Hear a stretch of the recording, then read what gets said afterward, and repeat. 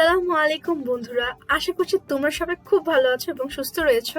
আজকে 10 মিনিট স্কুলের অ্যাডমিশন প্রোগ্রামের উৎপাদন ব্যবস্থাপনা এবং বিপণন এই সাবজেক্টের সর্বশেষ লেকচার নিয়ে হাজির হলাম তোমাদের সামনে। ঠিকই শুনেছো, আজকে কিন্তু আমাদের এই মার্কেটিং কোর্সের শেষ লেকচার, অর্থাৎ আমরা কিন্তু 11 নাম্বার লেকচারে পৌঁছে গেছি। আর আমরা কিন্তু অলরেডি তাহলে 10টা লেকচার শেষ করে ফেললাম এবং আজকে কিন্তু আমাদের সর্বশেষ লেকচারটি। তাহলে আজকে চলো কথা না বাড়িয়ে আমার ছোট্ট একটি ইন্ট্রোডাকশন দেখে আজকের লেকচারটি আমরা শুরু করে দিই। তোমরা তো এতদিনে জেনেই গিয়েছো আমার নাম, আমি কোথায় পড়ি, সবকিছু। তাও একবার বলে দিই, আমার নাম তারানা তারান্নুম রুশান। আমি বর্তমানে ঢাকা ইউনিভার্সিটির মার্কেটিং ডিপার্টমেন্টে পড়াশোনা করছি এবং আমি এখানে কেন রয়েছি সেটাও তোমরা জানো। তাও আরেকবার, অর্থাৎ শেষবারের মতো এই কোর্সের জন্য তোমাদেরকে একটু বলে দিই, আমি এখানে মূলত রয়েছি বা ছিলাম এই কয়দিন ধরে বা এই লেকচারগুলো যাবত ছিলাম হয়তো তোমাদেরকে সিলেবাস সম্পর্কে জানানোর জন্য মার্কেটিং এর, এবং তোমাদেরকে কি কি পড়া উচিত সেগুলো তোমাদেরকে জানানোর জন্য। তারপর হচ্ছে তোমাদেরকে কিছু টিপস বা সাজেশনস দেওয়ার জন্য যে কিভাবে করে তোমরা মার্কেটিং এর সিলেবাসটাকে আরো একটু সুন্দরভাবে গুছায় আনতে পারো। এই সব কিছু বলার জন্যই আমি ছিলাম এবং এখনো আছি আর কি। তো চলো আজকে আর কথা না বাড়িয়ে আজকে লেকচারটি আমরা শুরু করে দিই। তার আগে আমার ক্যামেরাটা বন্ধ করে দিলাম। আচ্ছা, আজকে লেকচারের নাম্বারটা হচ্ছে 11, অর্থাৎ আমাদের সর্বশেষ লেকচারের নাম্বার এটা। ঠিক আছে, তাহলে আজকে আমরা একটু বেশি কিছু পড়বো। যেমন দেখো, পণ্য ডিজাইন সম্পর্কে পড়বো, মান ব্যবস্থাপনা সম্পর্কে পড়বো, উৎপাদন ক্ষমতা সম্পর্কে পড়বো, ব্যবসার অবস্থান সম্পর্কে জানবো এবং লেআউট বা বিন্যাস বলতে কি বোঝায় সেটা সম্পর্কেও জানবো। তাহলে এখানে কিন্তু আমরা মোট 5টা ব্যাপারে জানার চেষ্টা করব। ঠিক আছে, আচ্ছা দেখো, প্রথমটা হচ্ছে আমার পণ্য ডিজাইন। তো সর্বপ্রথম আমরা এখন পণ্য ডিজাইন সম্পর্কে একটু জানবো। দেখো, পণ্যের আকার, নকশা এবং কার্যভিত্তিক নকশা, প্যাকেট নকশা, পণ্য গবেষণা এবং পণ্য উন্নয়নের সমষ্টিকে পণ্য ডিজাইন বলে। আমার একটা ধ্যান ধারণা ছিল কি, যে পণ্য ডিজাইন বলতে বুঝি শুধু পণ্যের প্যাকেজিংকে বোঝায় বা পণ্যের যে আকার আকৃতি রয়েছে সেটাকে বোঝায়, কিন্তু সেই সাথে কিন্তু দেখো পণ্য গবেষণা এবং পণ্য উন্নয়নের সমষ্টিকেও কিন্তু কি বলা হচ্ছে, পণ্য ডিজাইন বলা হচ্ছে। পণ্য ডিজাইনের কার্যক্রম মূলত উৎপাদনের পূর্বেই আরম্ভ হয়, অর্থাৎ প্রোডাকশনের আগে কিন্তু পণ্য ডিজাইনের কার্যক্রম শুরু হয়ে যায়। সাধারণত রং, আকার, সাইজ, ওজন ভেদে এক পণ্যকে একই জাতীয় পণ্য থেকে পৃথক করা হয়। পণ্য ডিজাইন বলতে পণ্যের কাঠামোগত বিষয়ে মান বোঝায়। পণ্য ডিজাইন ভোক্তার সন্তুষ্টির সাথে জড়িত। এই কথাটি কিন্তু খুবই গুরুত্বপূর্ণ। পণ্য ডিজাইন ভোক্তার সন্তুষ্টির সাথে জড়িত। কিভাবে? দেখো, তুমি ধরো একটা পণ্য কিনতে গেলা, হোক সে পণ্যটা ধরো কার্যভিত্তিক ভাবে সে পণ্যটার মান ধরো অনেক ভালো, কিন্তু সে পণ্যটা দেখতে আকৃষ্ট করতেছে না তোমাকে, বা দেখতে তোমার কাছে সুন্দর লাগতেছে না, রং কম্বিনেশন এগুলো সুন্দর না, বা স্ট্রাকচারটাও সুন্দর না, তখন কিন্তু তোমার কিন্তু সেই যে অ্যাকচুয়াল যে একটা সন্তুষ্টি আসার কথা ছিল সেটা কিন্তু আসবে না। এর জন্য পণ্য ডিজাইন কিন্তু খুবই গুরুত্বপূর্ণ একটা বিষয় এবং পণ্য ডিজাইন কিন্তু ভোক্তার সন্তুষ্টির সাথে জড়িত। আবার অন্য সময় দেখা যায় পণ্যটা বাইরের দিক থেকে, অর্থাৎ বাহ্যিকভাবে খুবই চাকচিক্যময়, অর্থাৎ প্যাকেজিং তার খুব সুন্দর, কালার খুব সুন্দর, কম্বিনেশন তার অনেক সুন্দর, স্ট্রাকচার সুন্দর, কিন্তু কার্যভিত্তিক তার যে গুণাগুণ ছিল সেটা কিন্তু তুমি যেরকম এক্সপেক্ট করছিলা ওইরকম না, তখনও কিন্তু একটা ভোক্তা অসন্তুষ্ট হয়ে যাবে। তাহলে এর জন্য পণ্য ডিজাইন হচ্ছে ভোক্তার সন্তুষ্টির সাথে জড়িত এবং এই কথাটা আসলে সরাসরি জড়িত। ঠিক আছে, আচ্ছা এরপরে দেখো, পণ্য ডিজাইনের বৈশিষ্ট্য। একটি আদর্শ পণ্য হওয়ার জন্য একটি পণ্যকে কিছু বৈশিষ্ট্য থাকতে হবে সে পণ্যের ভিতরে। যেমন দেখো, মেরামতযোগ্য, সংযোজনযোগ্য, পুনঃ ডিজাইনের সুবিধাযোগ্য, রক্ষণাবেক্ষণযোগ্য। অর্থাৎ পণ্যটাকে তুমি যাতে মেরামত করতে পারো সেরকম থাকতে হবে। পণ্যটার সাথে তুমি কিছু এক্সট্রা কোনো প্রোডাক্টস বা কোনো বাই প্রোডাক্ট ইউজ করতে পারো, এরকম কিছু জিনিসপত্র সেটার মধ্যে থাকবে। বা বাই চান্স যদি পণ্যের কোনো পার্টস যদি নষ্ট হয়ে যায়, তখন তুমি যাতে অন্য একটা পার্ট সেটার মধ্যে লাগিয়ে সে কাজটা আবার ঠিক করতে পারো বা পণ্যটাকে যাতে আবার ঠিক করে ফেলতে পারো। এরপর দেখো, পুনঃ ডিজাইনের সুবিধাযোগ্য। অর্থাৎ পণ্যটা ধরো তৈরি হয়ে গেল, তো দেখা গেল যে পণ্যটা তৈরি হওয়ার পরে এখানে কিছু বিচ্যুতি রয়েছে বা ত্রুটি রয়েছে, তো সাথে সাথে যাতে সেটাকে আবার পুনঃ ডিজাইন করা যায় সেটাও একটা বৈশিষ্ট্য থাকতে হবে একটা পণ্যের। একটা আদর্শ পণ্য ডিজাইনের এটাও একটা বৈশিষ্ট্য থাকতে হবে। এরপর হচ্ছে রক্ষণাবেক্ষণযোগ্য, অর্থাৎ আমি যাতে খুব ভালো মতো করে সেটাকে রক্ষণাবেক্ষণ করতে পারি প্রোডাক্টটাকে, সেরকম ভাবে কিন্তু আমার পণ্যের ডিজাইনটা করা উচিত আসলে। আচ্ছা, এখন দেখো পণ্য ডিজাইনের তাহলে গুরুত্বটা কি? গুরুত্ব কিন্তু ইমেন্স, কিন্তু তাও কিছু জানার জন্য একটু জেনে রাখি। দেখো, উপযোগ বৃদ্ধি, কার্যকারিতা বৃদ্ধি, পুনঃক্রয় সহায়তা, মানে হচ্ছে এতটাই আকৃষ্ট করবে একজন ভোক্তাকে পণ্য ডিজাইনটা যে সে যেন বারে বারে এটা কিনে ফেলে। মান নির্দিষ্টকরণ, যেটা আমি আগেই বললাম যে একটা প্রোডাক্টের শুধু যে ফাংশনাল মানে ফাংশনাল যে বেনিফিটটা শুধু সেটাই না, তার যে তোমার প্যাকেজিং, তার কম্বিনেশন, তার অ্যাপিয়ারেন্স, এই সব কিছুই কিন্তু তার একটা মান নির্দিষ্টকরণ করে থাকে। বিক্রয়োত্তর সেবা, উৎপাদন ব্যয় কমানো, বাজার সম্প্রসারণ করা। বাজার সম্প্রসারণ কিভাবে? তোমার পণ্যের ডিজাইনটা যদি অনেক ভালো মানের হয়, তোমার কিন্তু বিক্রয় অনেক বেশি হবে। বিক্রয় বেশি হলে অটোমেটিক্যালি তোমার কিন্তু বাজার সম্প্রসারণ হয়ে যাবে। নতুন পণ্যের আকর্ষণ সৃষ্টি, মূলত পণ্য ডিজাইন কিন্তু করা হয় নতুন পণ্যের টাইমে, নতুন পণ্য উৎপাদনের সময় কিন্তু এটা করা হয়ে থাকে। তো নতুন পণ্যের যাতে ওই পণ্যটার প্রতি যাতে ভোক্তারা যাতে আকর্ষিত হয়, এই জন্যই কিন্তু তোমার পণ্য ডিজাইনটা করা হয়। তারপর হচ্ছে ভাবমূর্তি বৃদ্ধি, মানে তোমার কোম্পানির যে গুডউইল বা ইমেজ রয়েছে সেটাকে কিন্তু বাড়াতে সাহায্য করে পণ্য ডিজাইন। তারপর বিক্রয় বৃদ্ধি, যেটা আমি আগেই বললাম, প্রতিযোগিতা টিকে থাকা, নতুন পণ্য প্রবর্তন, কর্মসংস্থান বৃদ্ধি, জীবনযাত্রার মান উন্নয়ন। ঠিক আছে, তাহলে এই ছিল আমার মোটামুটি পণ্য ডিজাইনের গুরুত্ব। এছাড়া কিন্তু আরো গুরুত্ব রয়েছে, কিন্তু তার মধ্যে এগুলো ছিল মেজর গুরুত্বগুলো। আচ্ছা, এরপরে চলো জানি যে পণ্য ডিজাইনের ধরন। এখন তো আমাকে জানতে হবে, তাই না? আমরা তো জেনে ফেললাম পণ্য ডিজাইন কাকে বলে, পণ্য ডিজাইনের গুরুত্ব কি কি, বা পণ্য ডিজাইনের সময় আমার কি কি জিনিস মাথায় রাখতে হবে, কি কি বৈশিষ্ট্য থাকে একটা স্ট্যান্ডার্ড পণ্যের। তাহলে এখন দেখো পণ্য ডিজাইনের ধরন সম্পর্কে জানবো। প্রথমটা হচ্ছে কার্যগত বা ব্যবহারিক ডিজাইন। এখানে কি হবে দেখো, পণ্যের কার্যকারিতা ও উপযোগিতা বৃদ্ধির লক্ষ্যে ক্রিয়াগত ডিজাইন নিশ্চিত করা। বাহ্যিকভাবে পণ্যটি দেখতে কেমন হবে তা এখানে কিন্তু চিন্তা করা হয় না। তাহলে এখানে আমি কিসের উপর জোর করব? আমি এখানে একজন প্রোডিউসার হিসেবে যে কিনা প্রোডাক্টটা তৈরি করছি, আমি কিন্তু এখানে গুরুত্ব দিব কিসের উপরে? আমার প্রোডাক্টের ফাংশনসটা কিরকম, আমার প্রোডাক্টের কার্যকারিতার উপর আমি জোর দিব। কিন্তু সেটা দেখতে কেমন বা বাহ্যিকভাবে তার রূপ ধরন কিরকম সেটার প্রতি কিন্তু আমি এখানে চিন্তা করব না। ক্রিয়াগত ডিজাইনের অন্তর্নিহিত গুণাবলীর সাথে সম্পর্কযুক্ত। এর ফলে ব্যবহারকারীর সার্বিক প্রতিযোগিতা বৃদ্ধি পায় এবং পণ্যের মান উন্নত হয়। যেমন দেখো, জিপিএস সুবিধা যুক্ত করে মোবাইল ফোন ডিজাইন করা। আচ্ছা দেখো তো, জিপিএস কিন্তু একটা সার্ভিস বা একটা ফ্যাসিলিটি, যেটা কিনা আমি কি করলাম, আমার মোবাইলের ভিতরে আমি ইনক্লুড করলাম। এখন দেখো তো, জিপিএস যখন আমি সুবিধাটা যুক্ত করলাম, তখন কি মোবাইল ফোনের আকার আকৃতিতে কি কোনো চেঞ্জেস আসছে, বা মোবাইল ফোনের যে প্যাকেজিং ছিল সেটাতে কি কোনো চেঞ্জেস আসছে? আসেনি। কারণ এখানে জিপিএস সুবিধা যুক্ত করার সাথে সাথে আমার এখানে কি হলো, কার্যগত বা ব্যবহারিক ডিজাইন করা হলো। কারণ এখানে কিন্তু আমার কার্যকারিতা বাড়লো মোবাইল ফোনের, কিন্তু মোবাইলের বাহ্যিক যে ডিজাইনটা সেটাতে কিন্তু কোনো ইম্প্যাক্ট ফেলেনি এখানে। এর জন্য তোমার এগুলোই হচ্ছে কার্যগত বা ব্যবহারিক ডিজাইনের এক্সাম্পল। আচ্ছা, এরপর দেখো রুচিসম্মত বা নান্দনিক ডিজাইন।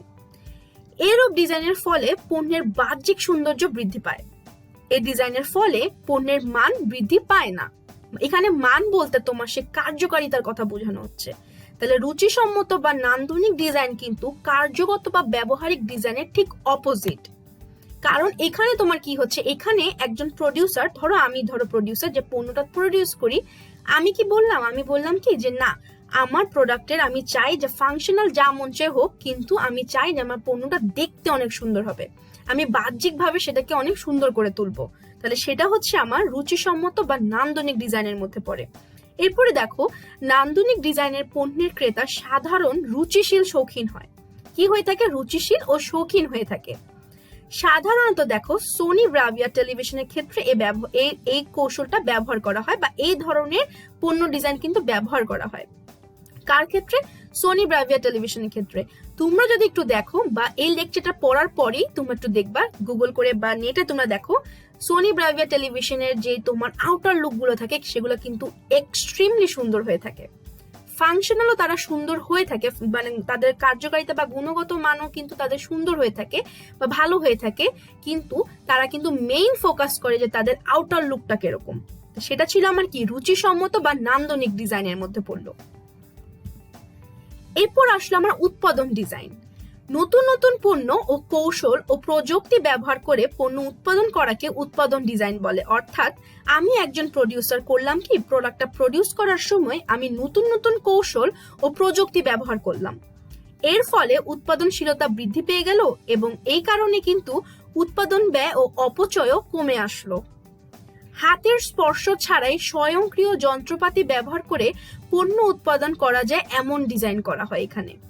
অর্থাৎ এইখানে মূলত যেহেতু আমি বললাম যে নতুন নতুন কৌশল ও প্রযুক্তি ব্যবহার করা হয় উৎপাদনের সময়, তাহলে উৎপাদন ডিজাইন তাহলে কোন ধরনের পণ্য ডিজাইনের মধ্যে পড়লো? এটা আসলে পরে কি, ওই যে মনে করো অটোমেটিক মেশিনগুলোর মাধ্যমে আমি কোনো একটা প্রোডাক্ট তৈরি করলাম, তাহলে সেটা কিন্তু আমার উৎপাদন ডিজাইন। আর উৎপাদন ডিজাইন কোনটার মধ্যে পড়লো, মানে উৎপাদন ডিজাইনটা আসলে কি, সেটা হচ্ছে একটা পণ্য ডিজাইনের ধরন। ঠিক আছে, এরপর দেখো প্যাকিং ডিজাইন।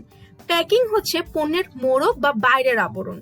প্যাকিং ডিজাইনের পণ্যের গুণগত মানের পরিবর্তন না ঘটিয়ে কেবল প্যাকিং পরিবর্তন ডিজাইন করা হয়। মানে এখানে কিন্তু তোমার কোনো ফাংশনাল কোনো কিছু করবে না, এখানে জাস্ট বা স্ট্রাকচারালও কিন্তু কোনো চেঞ্জেস আনে না, এখানে জাস্ট তোমার প্যাকেজিং এর উপরে গুরুত্ব দেওয়া হয়। এই ধরনের ডিজাইনের ফলে পণ্যের আকর্ষণ বৃদ্ধি পায়। সাধারণত নতুন পণ্যের ক্ষেত্রে এই ধরনের ডিজাইনের গুরুত্ব অনেক বেশি। যেমন দেখো বাচ্চাদের চিপস বিস্কুট এগুলার প্যাকেজিং গুলা কিন্তু খুবই আকর্ষণীয় হয়ে থাকে। তুমি একটু খেয়াল করে দেখবা বাচ্চাদের যে চিপস হয়, চকলেটস হয়, বিস্কিটস হয়, এগুলার প্যাকেজিং গুলা কিন্তু খুবই আকর্ষণীয়, অনেক কালারফুল হয়ে থাকে, অনেক এমন এমন পিকচার্স দেওয়া থাকে যেটাতে কিনা বাচ্চারা অনেক তাড়াতাড়ি আকৃষ্ট হয়ে যায়। সো এখানে তারা কোন ধরনের পণ্য ডিজাইন করে, এখানে তারা প্যাকিং ডিজাইন করে। আর উৎপাদন ডিজাইনে আমার কি হলো, যে ধরো এখানে আমি আমার উৎপাদনের সময় কি করলাম, নতুন নতুন কলা কৌশল অবলম্বন করলাম এবং সেই সাথে আমি অনেক ধরনের প্রযুক্তিও ব্যবহার করলাম। আবার দেখো আরেকটা জিনিসও করা, সেটা কি, যেমন অটোমেটিক মেশিনের সাহায্যে আমি পণ্যগুলো তৈরি করে ফেলতেছি। সো এই যে আমি নতুন টেকনোলজি ইউজ করতেছি, নতুন মেশিনারি ইউজ করতেছি, নতুন তোমার কলা কৌশল অবলম্বন করতেছি, এগুলো হচ্ছে আমার উৎপাদন ডিজাইনের মধ্যে পড়ে। আচ্ছা, এরপর দেখো পণ্য ডিজাইনের পর্যায়, যে আমি যে পণ্য ডিজাইন করব সেটা কিন্তু কিছু স্টেপস রয়েছে।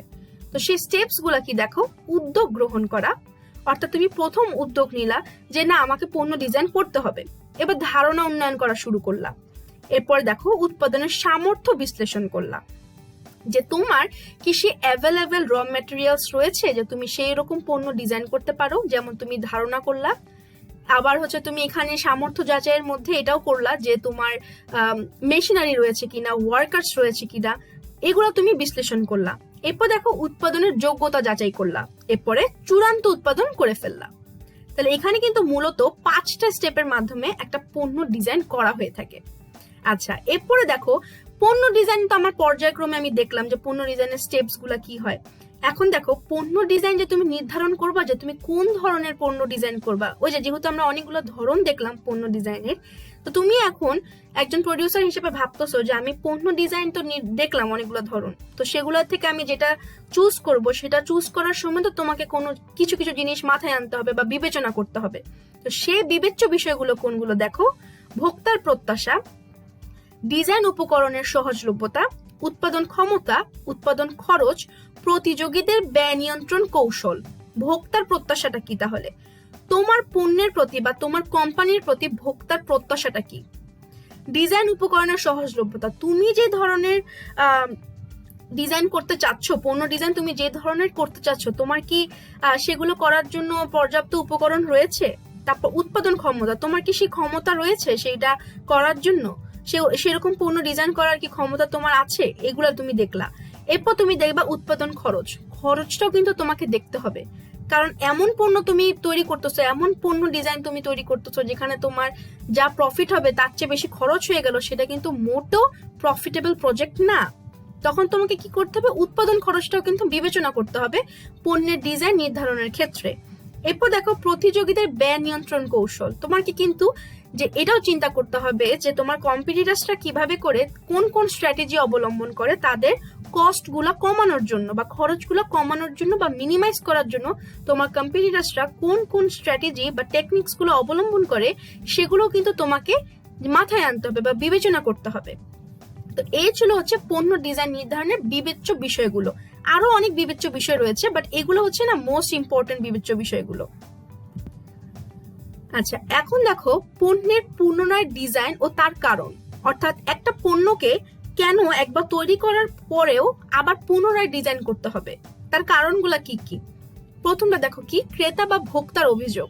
তুমি এমন ভাবে একটা পণ্য ডিজাইন করলা যে তোমার ক্রেতারা সেটাকে পছন্দ তো করলোই না, বরঞ্চ তোমার কাছে কিন্তু একটা নেগেটিভ অপিনিয়ন বা একটা ফিডব্যাক দিল বা অভিযোগ করলো, তখন কিন্তু তোমাকে পণ্যটাকে পুনরায় আবার ডিজাইন করতে হবে। এরপর দেখো প্রতিযোগী প্রতিষ্ঠানের পণ্য ও সেবার ডিজাইন ব্যবহার করা। তুমি অ্যাজ আ প্রডিউসার করলা কি, তুমি বললে যে থাক আমার নতুন কোনো পণ্য ডিজাইন করার দরকার নেই, আমি করি কি আমার যে কম্পিটিটর রয়েছে সে যেভাবে করে পণ্যটাকে ডিজাইন করলো আমি ঠিক সেম ভাবে আমার পণ্যগুলোকেও ডিজাইন করে ফেলি। রং সেম থাকবে, আকার সেম থাকবে, প্যাকেট সেম থাকবে, সবকিছু সেম, শুধু নামের জায়গায় তোমার নামটা বসবে। তখন কিন্তু তোমার যে প্রতিযোগী প্রতিষ্ঠান রয়েছে সে কিন্তু তোমার বিরুদ্ধে মামলা করবে এবং সে কিন্তু যথাযোগ্য স্টেপস কিন্তু তোমার বিরুদ্ধে সে নিয়ে নিবে। তখন কিন্তু তুমি বাধ্য পণ্যটাকে পুনরায় ডিজাইন করতে। তারপর দেখো সহজতর আধুনিকরণ। তুমি এমন একটা প্রোডাক্ট তৈরি করে ফেললা যেটা কিনা ইউজ করতে অনেক কমপ্লিকেশন ফেস করতে হবে একজন কনজিউমারকে, বা দেখা গেল যে তুমি পণ্যটাকে এমন ভাবে বানায় ফেললা যে পণ্যটা আসলে অনেক ব্যাকডেটেড, তখন কিন্তু তোমাকে পণ্য আবার রিডিজাইন করতে হচ্ছে। এরপর দেখো বিক্রয়োত্ত সেবা, এটাও তোমাকে মাথায় আনতে হবে। এরপর দেখো প্রযুক্তির দাবি বা পরিবর্তন। ধরো নতুন নতুন টেকনোলজি আসলে, এখন তোমার কাস্টমাররা বললো যে না আমরা কিন্তু আগের পণ্য আর চাই না, আগের টেকনোলজি দিয়ে আর হবে না, এখন আপনি নতুন টেকনোলজি আনেন। তখন কিন্তু এই যে প্রযুক্তির দাবি বা পরিবর্তনের কারণে কিন্তু তোমাকে সেই বানানো পণ্যগুলোকে সেগুলোকে কিন্তু আবার রিডিজাইন করতে হচ্ছে। তাহলে মোটামুটি ক্রেতা বা ভোক্তার অভিযোগ, প্রতিযোগী প্রতিষ্ঠানের পণ্য সেবার ডিজাইন ব্যবহার, সহজতর ও আধুনিকরণ, বিক্রয়োত্ত সেবা, প্রযুক্তির দাবি বা পরিবর্তন ইত্যাদি, এই সবের কারণে কিন্তু তোমার পণ্যটাকে পুনরায় ডিজাইন করতে হতে পারে। এখন আসো মগজ ধোলাইয়ের পার্ট। একটু অবাক লাগছে না যে কেন আমরা এত শুরুর দিকে একটা মগজ ধোলাইয়ের পার্ট দিলাম? কারণ হচ্ছে আমরা এখন কিন্তু একটা পার্ট শেষ করলাম আজকে লেকচারে। এই কারণে আজকে যদিও প্রত্যেকটা লেকচারে তোমার ইন্ডিভিজুয়াল মগজ ধোলাইয়ের পার্ট নেই, তবে মনে রাখবা যে সেগুলোতেই দেওয়া আছে যেই চ্যাপ্টার্স গুলো কিন্তু একটু কমপ্লিকেটেড, মানে একবার হলেও তোমাকে একটু চিন্তা করে কোশ্চেনের উত্তরগুলো দিতে হবে। সো আসো তোমরা দেরি না করে এখানে ভিডিওটাকে পজ করো, এবং তোমরা জানো কি করতে হয়, তোমরা এই 11টা লেকচারে তো অভ্যস্ত হয়ে গিয়েছো, তো তোমরা জানো যেহেতু, তাও একটু বলে দিই। এখানে যে ভিডিওটাকে তোমাদেরকে পজ করতে হবে, খাতা কলম নিয়ে কোশ্চেন্স গুলোর উপরে উত্তরগুলো লিখে ফেলতে হবে। এরপরে ভিডিওটাকে আবার রিজিউম বা রিট্রিভ করার পরে আমার সাথে কোশ্চেন্স গুলো দেখার পরে উত্তরগুলো কিন্তু মিলিয়ে নিতে হবে। ঠিক আছে, তাহলে এখানেই তোমরা ভিডিওটাকে পজ করো, আমি একটু ওয়েট করি তাহলে তোমাদের জন্য।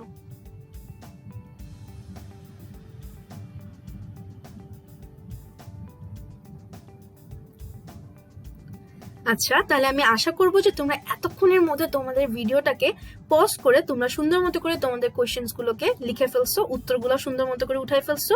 তাহলে চলো মিলিয়ে নিই। তাহলে প্রথম কোশ্চেনটা দেখো কি, পণ্য ডিজাইন প্রক্রিয়ায় ধারণা উন্নয়ন কিসের সাথে সম্পৃক্ত? ভোক্তামুখী, মানে ভোক্তার সাথে এটা সম্পৃক্ত। দেখো তো পণ্য ডিজাইন প্রক্রিয়া ধারণা উন্নয়ন যে তুমি করলা, সেই ধারণাটা তুমি উন্নয়ন করলা কাকে কেন্দ্র করে বলো তো? ভোক্তাকে কেন্দ্র করে। তো এই জন্যই বলা হয়েছে যে পণ্য ডিজাইন প্রক্রিয়ায় ধারণা উন্নয়ন আসলে ভোক্তার সাথে সম্পৃক্ত। আচ্ছা, এরপর দেখো দ্বিতীয় কোয়েশ্চেন, ক্রেতার পছন্দ অপছন্দ অনুযায়ী পণ্যের উৎকর্ষ সাধনে কাঠামোগত পরিবর্তনকে কি বলা হয়? নান্দনিক ডিজাইন। আচ্ছা, এরপর দেখো পণ্য ডিজাইন প্রক্রিয়ার প্রাথমিক পর্যায় কোনটি? উদ্যোগ গ্রহণ। ঠিক আছে। আচ্ছা, এরপর দেখো পণ্যের আকার আকৃতি ও মান নির্ধারণ করার কাজকে কি বলা হয়? পণ্য ডিজাইন বলা হয়। প্রতিষ্ঠানের পণ্য ডিজাইন প্রণয়নের দায়িত্ব কার উপর ন্যস্ত থাকে? পণ্য ডিজাইন কারিগরি বিভাগের উপরে। সর্বশেষ কোশ্চেনটা দেখো, হাতিল ফার্নিচার আধুনিক প্রযুক্তি ব্যবহার করে দক্ষ অভিজ্ঞ কর্মীদের কাজে লাগিয়ে অত্যাধুনিক ডিজাইনের ফার্নিচার তৈরি করে। প্রতিষ্ঠানটি অপেক্ষাকৃত কম মূল্যে উন্নত মানের ফার্নিচার বিক্রয় করে, অল্প সময়ে যথেষ্ট সুনামও অর্জন করেছে।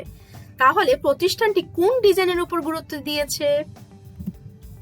উত্তরটি হচ্ছে উৎপাদন। কারণ উৎপাদনে আমরা জানি কি হয়, নতুন নতুন কলা কৌশল অবলম্বন করা হয়, প্রযুক্তি ব্যবহার করা হয় প্রোডাকশনের ক্ষেত্রে। ঠিক আছে, আচ্ছা এরপর আসো আমাদের আজকে সেকেন্ড টপিক যেটা, সেটা হচ্ছে মান ব্যবস্থাপনা। এটা সম্পর্কে একটু জানি। মান হলো পণ্যের সুনির্ধারিত বৈশিষ্ট্য। বৈশিষ্ট্য মোতাবেক পণ্যের ওজন, আকার, উৎপাদন প্রক্রিয়া, স্থায়িত্ব প্রকৃতির উপর নির্ভর করে। মান ব্যবস্থাপনার সর্বোৎকৃষ্ট মানের পণ্য ও সেবার নিশ্চয়তা দেয় মান ব্যবস্থাপনা। তাহলে মান ব্যবস্থাপনা কি করে থাকে? সর্বোৎকৃষ্ট মানের পণ্য ও সেবার নিশ্চয়তা দিয়ে থাকে। অপচয় ও মজুদ পণ্য কাম্য পরিমাণে রাখতে সাহায্য করে। মানে এখানে কিন্তু আমার অপচয়টা খুব মিনিমাম হবে এবং আমি কিন্তু খুব বেশি পণ্য মজুত করে রাখবো না এখানে। আচ্ছা এরপর দেখো, মান ব্যবস্থাপনা উচ্চ মুনাফা এবং উচ্চ উৎপাদনশীলতা নিশ্চিত করে। গুণগত মান ব্যবস্থাপনা বিশেষ অবদান রেখেছেন ডাব্লিউ এডওয়ার্ডস ডেমিং, জোসেফ জুর্ন বা জার্ন এবং ফিল ক্রসবাই। গুণগত মান ব্যবস্থাপনার উন্নয়ন হয় 1950 সালে। ডাব্লিউ এডওয়ার্ডস ডেমিং প্রদান করেছেন মান ব্যবস্থাপনার 14টি নীতি। কয়টি নীতি? 14টি নীতি। আচ্ছা এখন দেখো, পণ্য অনুন্নত হলে এ অবস্থা হতে উত্তরণে উৎপাদনকারী প্রতিষ্ঠানকে কতগুলো প্রতিরোধমূলক ব্যয় করতে হয়। অর্থাৎ প্রোডাক্টটা যদি বাই চান্স যেরকম এক্সপেক্টেড কোয়ালিটি ছিল বা যে স্ট্যান্ডার্ডটা ফিক্সড করা ছিল, ধরো সেরকম হলো না, তো সেখান থেকে বের হয়ে আসার জন্য বা সেটাকে তোমার সেই জিনিসটা যাতে না হয়, বা ধরো হয়ে গেছে এখন এখান থেকে তো বের হয়ে তো আসতে হবে, তো সেইটার কারণে উৎপাদনকারী প্রতিষ্ঠানকে কতগুলো প্রতিরোধমূলক ব্যয় করতে হয়। প্রথমটা দেখো প্রিভেনশন কস্ট বা প্রতিরোধমূলক ব্যয়, যেটা আরেকটা নাম হচ্ছে দেখো নিবারণ ব্যয়। আচ্ছা প্রত্যেকটা কিন্তু তুমি অল্টারনেটিভ নামগুলো কিন্তু জেনে রাখবা, আর ইংলিশ টার্মগুলো তো মাস্ট জানবা। আজকে যেহেতু আমাদের শেষ লেকচার, তাও একবার একটু বলে দিচ্ছি, তোমরা কিন্তু অবশ্যই বাংলা এবং ইংলিশ দোনোটার ক্ষেত্রে কিন্তু টার্মস গুলো জেনে রাখবা এবং অল্টারনেটিভ নামগুলোও জেনে রাখবা। ঠিক আছে, আচ্ছা দেখো নিবারণ ব্যয় বা প্রিভেনশন কস্ট বা প্রতিরোধমূলক ব্যয়, এটা কখন হয়? পণ্যটা তৈরির পূর্বে ত্রুটি প্রতিরোধের জন্য গঠিত হয়। মানে এটা আমার যে পণ্যটা আমি তৈরি করে ফেললাম, এরপরে গিয়ে আমি ত্রুটি পেলাম, এটা না করে আমি আগেই হচ্ছে এগুলার প্রতিরোধের জন্য কিছু জিনিসপত্র বা কিছু ব্যবস্থা নিয়ে রাখবো। এখানে সাধারণত আমরা অনুন্নত পণ্য যাতে না উৎপাদিত হয় সেজন্য অগ্রিম কিছু ব্যবস্থা গ্রহণ করব। সে ব্যবস্থা নেওয়ার জন্য যেসব খরচ বহন করতে হয় সেগুলো দেখো কি: প্রশিক্ষণ, উপযুক্ত পণ্য ডিজাইন, সংশোধনমূলক ত্রুটি চিহ্নিতকরণ, সরবরাহকারীদের সাথে কাজ করার পর কাঁচামালের মান নিশ্চিত করা ইত্যাদি। মানে আমি কেন এটার জন্য ওয়েট করব যে আমার পণ্যটা খারাপ হবে? তার আগেই আমি কি করলাম, কিছু তোমার কারেক্টিভ মেজার্স আমি আগের থেকে নিয়ে নিলাম। ঠিক আছে, আমি অগ্রিম কিছু ব্যবস্থা নিয়ে রাখলাম। যেমন এই যে দেখো প্রশিক্ষণ, মানে আমি এমন ভাবে নিজেও ট্রেন্ড আপ হলাম এবং আমার ওয়ার্কার্স যারা পণ্যটা তৈরি করবে তাদেরকেও আমি এমন ভাবে প্রশিক্ষিত করলাম যেন তারা বুঝে যায় যে পণ্যটাকে কিভাবে তৈরি করতে হবে। এরপর আমি একটা উপযুক্ত পণ্য ডিজাইন করলাম। এরপর সংশোধনমূলক ত্রুটি চিহ্নিত করা, মানে আমি যাতে প্রত্যেকটা স্টেপে প্রোডাকশনের আমি যাতে প্রত্যেকটা স্টেপে যাতে বুঝে ফেলতে পারি যে এই পণ্যতে এই জায়গাতে ভুল হয়েছে, এই প্রসেসে এইখানে ভুল হয়েছে, এই জিনিসগুলো আমি আগে চিহ্নিতকরণ করতে পারি। এরপর হচ্ছে যখন আমি আমার র ম্যাটেরিয়ালস আসবে বা ধরো আমার বাকি যে মেশিনারি আসলো পণ্যটা তৈরি করার জন্য আমার যা যা লাগে, সে উপকরণগুলোর মান আমি আগেই কিন্তু নিশ্চিতকরণ করে রাখবো। ঠিক আছে, আচ্ছা এরপরে দেখো অ্যাপ্রেজাল কস্ট, মূল্যায়ন ব্যয়, অর্থাৎ অ্যাপ্রেজাল কস্টের বাংলা নামটা হচ্ছে মূল্যায়ন ব্যয়। এখানে কি হয় দেখো, একটি প্রতিষ্ঠান উৎপাদিত পণ্য নিম্নমানের হলে তা পরীক্ষা নিরীক্ষার জন্য ব্যয় হয়, যে ব্যয় হয় তাকে অ্যাপ্রেজাল কস্ট বলে। এটার কিওয়ার্ডটা হচ্ছে পরীক্ষা নিরীক্ষার মাধ্যমে। অর্থাৎ তুমি জেনে গেলে যে তোমার পণ্যটা খারাপ হলো, এখন কি হবে, এটা নিয়ে অনেক যাচাই বাছাই হবে, টেস্টিং চলবে, স্ট্যাটিস্টিক্যাল কিছু অ্যানালাইসিস হবে, তখন সেটাকে আমরা কি বলবো, অ্যাপ্রেজাল কস্ট। যেমন দেখো পরিদর্শন, অর্থাৎ বাইরে থেকে কেউ আসলো, কোনো কর্তৃপক্ষ ধরো আসলো, এসে তোমার প্রোডাক্টের মান যাচাই বাছাই করলো যে কোথায় ভুল হয়েছিল বা কি এলিমেন্টস তুমি বেশি দিয়ে ফেলছো, এইসব কিছু নিয়ে একটা পরিদর্শন করলো। তারপর পরিসংখ্যানিক মান নিয়ন্ত্রণ করা, মানে তোমার স্ট্যাটিস্টিক্যাল ওয়েতে কোয়ালিটি কন্ট্রোল করতেছে। এই সব কিছু হচ্ছে কিসের মধ্যে অন্তর্ভুক্ত? অ্যাপ্রেজাল কস্ট বা মূল্যায়ন ব্যয়ের ভিতরে। আর তুমি কখন বুঝবা যে এখানে অ্যাপ্রেজাল কস্ট বা মূল্যায়নের কথা বলছে? তখনই যখন দেখবা কোশ্চেন এরকম থাকবে যে পরীক্ষা নিরীক্ষা করা হচ্ছে, ঠিক আছে, পণ্যটা নিম্নমানের হলো এবং সেটা নিয়ে অনেক যাচাই বাছাই চলতেছে বা পরীক্ষা নিরীক্ষা করা হচ্ছে, তো সেটার জন্য যে খরচটা হয়ে থাকে বা ব্যয় হয়ে থাকে সেটাকে মূলত অ্যাপ্রেজাল কস্ট বলা হয়, ঠিক আছে। আচ্ছা, এরপরে দেখো ইন্টারনাল ফেইলার কস্ট বা অভ্যন্তরীণ ব্যর্থতার ব্যয়। পণ্য বা সেবা উৎপাদনের সময়, দেখছো তো এখানে আমি বোল্ড করে দিয়েছি যাতে এটা মনে থাকে, পণ্য বা সেবা উৎপাদনের সময় মানে at the time of producing that product যে সকল ত্রুটি ধরা পড়ে এবং ওই ত্রুটি বিচ্যুতি সংশোধনের জন্য যে ব্যয় হয় তাকে অভ্যন্তরীণ ব্যর্থতার খরচ বা ইন্টারনাল ফেলিয়ার বলে, ইন্টারনাল ফেলিয়ার কস্ট বলা হয়। কি ঘটলো? পণ্য বা সেবা উৎপাদনের সময় যে সকল ভুল বা ত্রুটি এগুলো দেখা যায় এবং ওগুলো দেখলাম, দেখার পর সাথে সাথে কারেক্টিভ মেজার্স নিলাম। সো ওই কারেক্টিভ মেজার্স নেওয়ার জন্য আমার যে খরচ হয়ে থাকে সেটাকে আমরা কি বলবো? ইন্টারনাল ফেইলার কস্ট বা অভ্যন্তরীণ ব্যর্থতার ব্যয়। আচ্ছা, এরপরে দেখো এক্সটার্নাল ফেলিয়ার কস্ট বা বাহ্যিক ব্যর্থতার ব্যয়। কোন প্রতিষ্ঠানের পণ্য ক্রেতা বা ভোক্তার নিকট বিক্রয় করার পর কোনো ত্রুটি দেখা দিলে সে ত্রুটি ঠিক করার জন্য যে ব্যয় হয় তাকে এক্সটার্নাল ফেলিয়ার কস্ট বলে। এক কথায় মনে রাখবা, আফটার সেল এই ঘটনাগুলো ঘটতেছে। তাহলে ইন্টারনালটা হচ্ছে at the time of producing the product আর এক্সটার্নাল হচ্ছে আফটার সেলিং দ্য প্রোডাক্ট। কোন প্রতিষ্ঠানের পণ্য ক্রেতা বা ভোক্তার নিকট আমি বিক্রয় করে দিলাম, এরপর কি দেখা গেল যে কোনো ত্রুটি দেখা দিল এবং সেই ত্রুটি ঠিক করার জন্য একটা ব্যয় আমাকে দিতে হচ্ছে, তো সেটাকে আমরা কি বলতেছি? External failure cost. এই ধরনের ব্যয় পণ্য বিক্রয় করার পরে সংগঠিত হয়, যেমন দেখো মামলার পরিচালনা ব্যয়, ওয়ারেন্টি ইত্যাদি। আচ্ছা, এখন তোমার মাথায় আসতে পারে এখানে মামলার পরিচালনা ব্যয় কেন আসলো? ওয়ারেন্টি না হলে বুঝলাম যে গ্যারান্টি ওয়ারেন্টি তো তোমার আফটার সেল এই সার্ভিসগুলো দেওয়া থাকে, তাহলে আমার এই যে ওয়ারেন্টি আমি দিলাম তো এখানেও তো আমার এক ধরনের কি হচ্ছে খরচ হচ্ছে এই জায়গাতে, তাই না? তো এগুলো তো নাহলে বুঝলাম যে ঠিক আছে, কিন্তু মামলার পরিচালনা ব্যয় মানে এইটা মানে বুঝায় যে তুমি ধরো খুব বাজে কোয়ালিটির পণ্য তুমি সেল করলা, ঠিক আছে, বা তোমার কাছে তোমার ভোক্তাদের যে প্রত্যাশা ছিল সেটার থেকে তোমার পণ্যটা আসলে আরো অনুন্নত মানের হলো, ঠিক আছে, তখন তোমার পণ্যর জন্য তখন ভোক্তারা করলো কি, তোমার নামে বা তোমার বিরুদ্ধে, কোম্পানির বিরুদ্ধে কেস করে দিল। সেই কেসটা এখন তো চলতে থাকবে, তাই না? ওই কেসটা চালানোর জন্য যে খরচ হয় সেটাকে এক্সটার্নাল ফেলিয়ার কস্ট বলা হয় বা বাহ্যিক ব্যর্থতার ব্যয়, ঠিক আছে। আচ্ছা, এখন দেখো এই যে মান ব্যবস্থাপনা করলাম সেটার জন্য আমরা দুইটা অর্গানাইজেশনের ব্যাপারে জানবো, একটা হচ্ছে আমাদের দেশীয় অর্গানাইজেশন, আরেকটা হচ্ছে ইন্টারন্যাশনাল অর্গানাইজেশন। তাহলে প্রথমেই জানি বিএসটিআই সম্পর্কে। তোমরা জানো, তাও জাস্ট একটু খুঁটিনাটি জানা। বিএসটিআই এর পূর্ণ নাম হচ্ছে Bangladesh standards and testing institution. এখান থেকে ম্যানেজমেন্টে যেরকম কোশ্চেন আসে, মার্কেটিংও এরকম কোশ্চেন এসে থাকে। ম্যাক্সিমাম কোশ্চেন আসে কি জানো, বিএসটিআই এর ফুল ফর্মটা কি? খুব ইজি না, কিন্তু এখানেই অনেকে ভুল করে। ওই যে দেখো বাংলাদেশ স্ট্যান্ডার্ডস, কিন্তু স্ট্যান্ডার্ড না। তো এরকম করে না 5টা অপশন দেওয়া থাকবে, স্ট্যান্ডার্ডস, একটাতে দেখবা এস আছে, একটাতে এস নাই, এরকম করে 5টা অপশন দেওয়া থাকে। তো এই জায়গাতেই হচ্ছে স্টুডেন্টরা ভুলে যায় বা অনেক সময় না চোখে দেখার ভুল হয়ে যায়, এটা একটু মাথায় রাখবা। ফুল ফর্মটা কিন্তু Bangladesh standards and testing institution.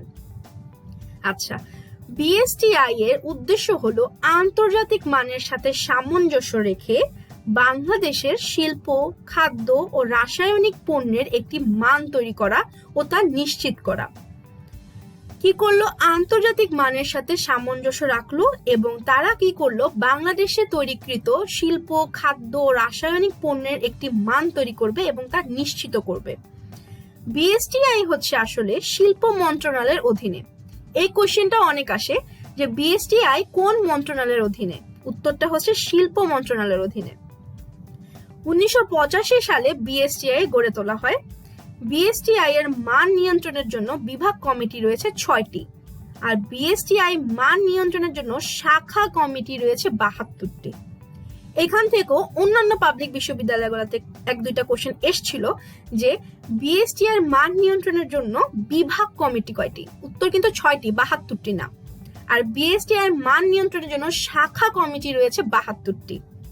আচ্ছা, এরপর দেখো আইএসও, যেটা হচ্ছে আমার ইন্টারন্যাশনাল যে অর্গানাইজেশনটা সেটা। আইএসও এর পূর্ণ নাম হচ্ছে ইন্টারন্যাশনাল অর্গানাইজেশন ফর স্ট্যান্ডার্ডাইজেশন। ঠিক আছে, এইখানেও এমসিকিউ অনেক আসে, সেখানেও স্টুডেন্টরা ভুল করে আসে। কিভাবে দেখো, ফুল ফর্মটা কিন্তু ইন্টারন্যাশনাল অর্গানাইজেশন ফর স্ট্যান্ডার্ডাইজেশন, কিন্তু দেখো নামটা কিন্তু প্রথমে কিভাবে ছিল, মানে শর্ট ফর্মটা কিরকম, আইএসও, তাহলে হিসাবে এরকম হয় না, ইন্টারন্যাশনাল স্ট্যান্ডার্ডাইজেশন অর্গানাইজেশন, এমন হওয়ার কথা না, কিন্তু এরকম না, এটা কিন্তু বিপরীত। দেখো আইএসও কিন্তু পূর্ণ নাম হচ্ছে ইন্টারন্যাশনাল অর্গানাইজেশন ফর স্ট্যান্ডার্ডাইজেশন। আরেকটা ভুল হয়, ফরের জায়গায় অফ দিয়ে দেওয়া হয় অপশনে, তখন কিন্তু স্টুডেন্টসরা কনফিউজড হয় এবং সেখানে কিন্তু ফরের জায়গায় অফ দিয়ে এসে পড়ে। এর জন্য নামগুলো খুব ভালো মতো দেখবা, ইন্টারন্যাশনাল অর্গানাইজেশন ফর স্ট্যান্ডার্ডাইজেশন, স্ট্যান্ডার্ডাইজিংও না, কিন্তু স্ট্যান্ডার্ডাইজেশন। এটা 1947 সালের 23শে ফেব্রুয়ারি সুইজারল্যান্ডের জেনেভায় গঠিত হয়। এটি একটি বেসরকারি সংস্থা যারা এই মান সংরক্ষণে, এখানে হচ্ছে পণ্যের মান সংরক্ষণে সক্ষম, তাদের পর্যবেক্ষণ করে এই মান দেওয়া হয়। অর্থাৎ যারা হচ্ছে তাদের যে একটা সার্টিফাইড যে মান আছে সেটা হচ্ছে যারা সংরক্ষণে সক্ষম হয় তাদেরকে কিন্তু তারা এই আইএসও সার্টিফিকেটটা প্রদান করে। 1987 সালে এটি অর্থাৎ আইএসও 9000 নামে বা 9000 নামে একটি মান নির্দিষ্ট করে ও তা অর্জনের দলিলাদি প্রকাশ করে। তাহলে 1987 সালে আইএসও কি করে, আইএসও 9000 নামে একটি মান নির্দিষ্ট করে ও তা অর্জনের জন্য দলিলাদি প্রকাশ করে থাকে। আচ্ছা, এখন হচ্ছে আইএসওর কিছু মান সম্পর্কে আমরা জানবো, এখান থেকেও অনেক এমসিকিউ এসে থাকে। ঠিক আছে, শুধু মার্কেটিংই না, ম্যানেজমেন্টও এখান থেকে কোশ্চেন এসে থাকে। একটি প্রতিষ্ঠান কতটা মানসম্মত পণ্য ও সেবা সরবরাহ করে এবং তাদের ব্যবস্থাপনার মান কেমন এ বিষয়ে মত প্রদানকারী আন্তর্জাতিক মান প্রতিষ্ঠানই হলো আইএসও। ঠিক আছে, তাহলে আইএসওর কিছু মানসমূহ সম্পর্কে আমরা জানি। আইএসও 9000 বলে যেটা, সেটা হচ্ছে কোয়ালিটি ম্যানেজমেন্ট। আইএসও 9000 কি বলতেছে, কোয়ালিটি ম্যানেজমেন্টের কথা। আইএসও 14000 বলে এনভায়রনমেন্টাল ম্যানেজমেন্টের কথা। আইএসও 3166 বা 3166 বলে কান্ট্রি কোডস। আইএসও 22000 বলে ফুড সেফটি ম্যানেজমেন্ট। আইএসও 26000 বলে সোশ্যাল রেসপন্সিবিলিটি। আর আইএসও 5001 বা 5001 ও বলা হয় এটাকে, এটা বলে যে এনার্জি ম্যানেজমেন্ট সম্পর্কে। ঠিক আছে, তাহলে আরেকবার যদি বলি, আইএসও 9000 কি ডিনোট করে, কোয়ালিটি ম্যানেজমেন্টকে। আইএসও 14000 ডিনোট করে এনভায়রনমেন্টাল ম্যানেজমেন্টকে। আইএসও 3166 সেটা কাকে রেফার করতেছে, কান্ট্রি কোডসকে। আইএসও 20000 বলতেছে ফুড সেফটি ম্যানেজমেন্টের কথা। আইএসও 26000 বলতেছে সোশ্যাল রেসপন্সিবিলিটির কথা। আইএসও 5001 বা 5001 বা 5001 কার কথা বলে, এনার্জি ম্যানেজমেন্টের কথা বলে। এই মানগুলো কিন্তু একটু ভালো মতো মনে রেখো, যেমন তোমার ম্যানেজমেন্টে হেল্প হবে তেমন মার্কেটিংও হেল্প হবে। আচ্ছা, এরপর আমরা চলে যাই আমাদের থার্ড টপিক আজকে, সেটা হচ্ছে উৎপাদন ক্ষমতা। একটি উৎপাদন প্রক্রিয়ার সর্বোচ্চ উৎপাদন হারকে উৎপাদন ক্ষমতা বলে। উৎপাদন ক্ষমতা হচ্ছে উৎপাদনের সর্বোচ্চ পরিমাণ সম্পর্কিত ধারণা। উৎপাদন ক্ষমতাকে আসলে সংখ্যায় প্রকাশ করা যায়। উৎপাদন ক্ষমতা একটি নির্দিষ্ট সময়ের সাথে সম্পর্কযুক্ত, অর্থাৎ একটা নির্দিষ্ট সময়ের মধ্যে আমার যে সর্বোচ্চ উৎপাদন হার সেটাকে কিন্তু আমরা উৎপাদন ক্ষমতা বলি। উৎপাদন ক্ষমতার প্রকারভেদ রয়েছে। দেখো, উৎপাদন ক্ষমতাকে সাধারণত 4 ভাগে ভাগ করা যায়। কয় ভাগে?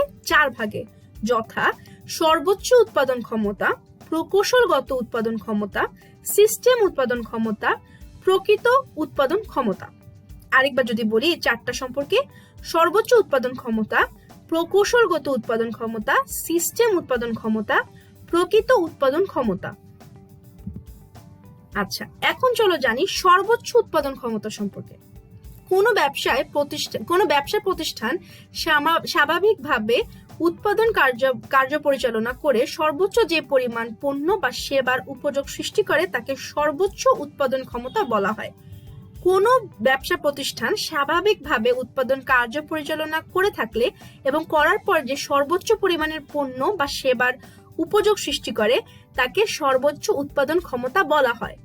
এই ক্ষেত্রে কি হয় দেখো, এই ক্ষেত্রে যন্ত্রপাতি, কাঁচামাল, শ্রমিক, কর্মী, ব্যবস্থাপনা, গ্যাস, বিদ্যুৎ, পানির এবং অন্যান্য প্রাকৃতিক সম্পদগুলোর সর্বোচ্চ ব্যবহার নিশ্চিত করা হয়।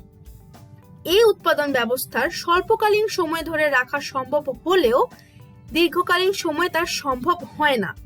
এই উৎপাদন ক্ষমতার বৈশিষ্ট্য হলো এই ক্ষেত্রে সর্বোচ্চ পরিমাণ উৎপাদন করা সম্ভব। এক কথায় একজন উৎপাদক কি করবে, সর্বোচ্চ উৎপাদন ক্ষমতায় সে তার যতগুলো উপকরণ রয়েছে সেগুলোকে সে একদম প্রপারলি ইউটিলাইজ করবে। ঠিক আছে, এই ক্ষেত্রে কাঁচামাল যন্ত্রপাতির সর্বোচ্চ ব্যবহার করা হয়। আর এখানে কিন্তু তোমার সর্বোচ্চ পরিমাণ উৎপাদন করাও সম্ভব। কিন্তু দেখো, একটা নির্দিষ্ট সময় কিন্তু একজন উৎপাদক পারবে সকল উপকরণকে সে খুব ভালোভাবে ইউটিলাইজ করে সেই সময়ের মধ্যে কিন্তু সর্বোচ্চ পরিমাণ উৎপাদন করা, কিন্তু সে কিন্তু 12 মাসই পারবে না এরকম করতে। এর জন্যই বলছে যে এই উৎপাদন ব্যবস্থা স্বল্পকালীন সময় ধরে রাখা সম্ভব হলেও দীর্ঘকালীন সময়ে তা সম্ভব নয়। এরপর দেখো প্রকৌশলগত উৎপাদন ক্ষমতা। যখন কোনো উৎপাদন ক্ষমতাকে কেবল যন্ত্রের উৎপাদন ক্ষমতার উপর বিবেচনা করে নির্ধারণ করা হয় তাকে প্রকৌশলগত উৎপাদন ক্ষমতা বলা হয়।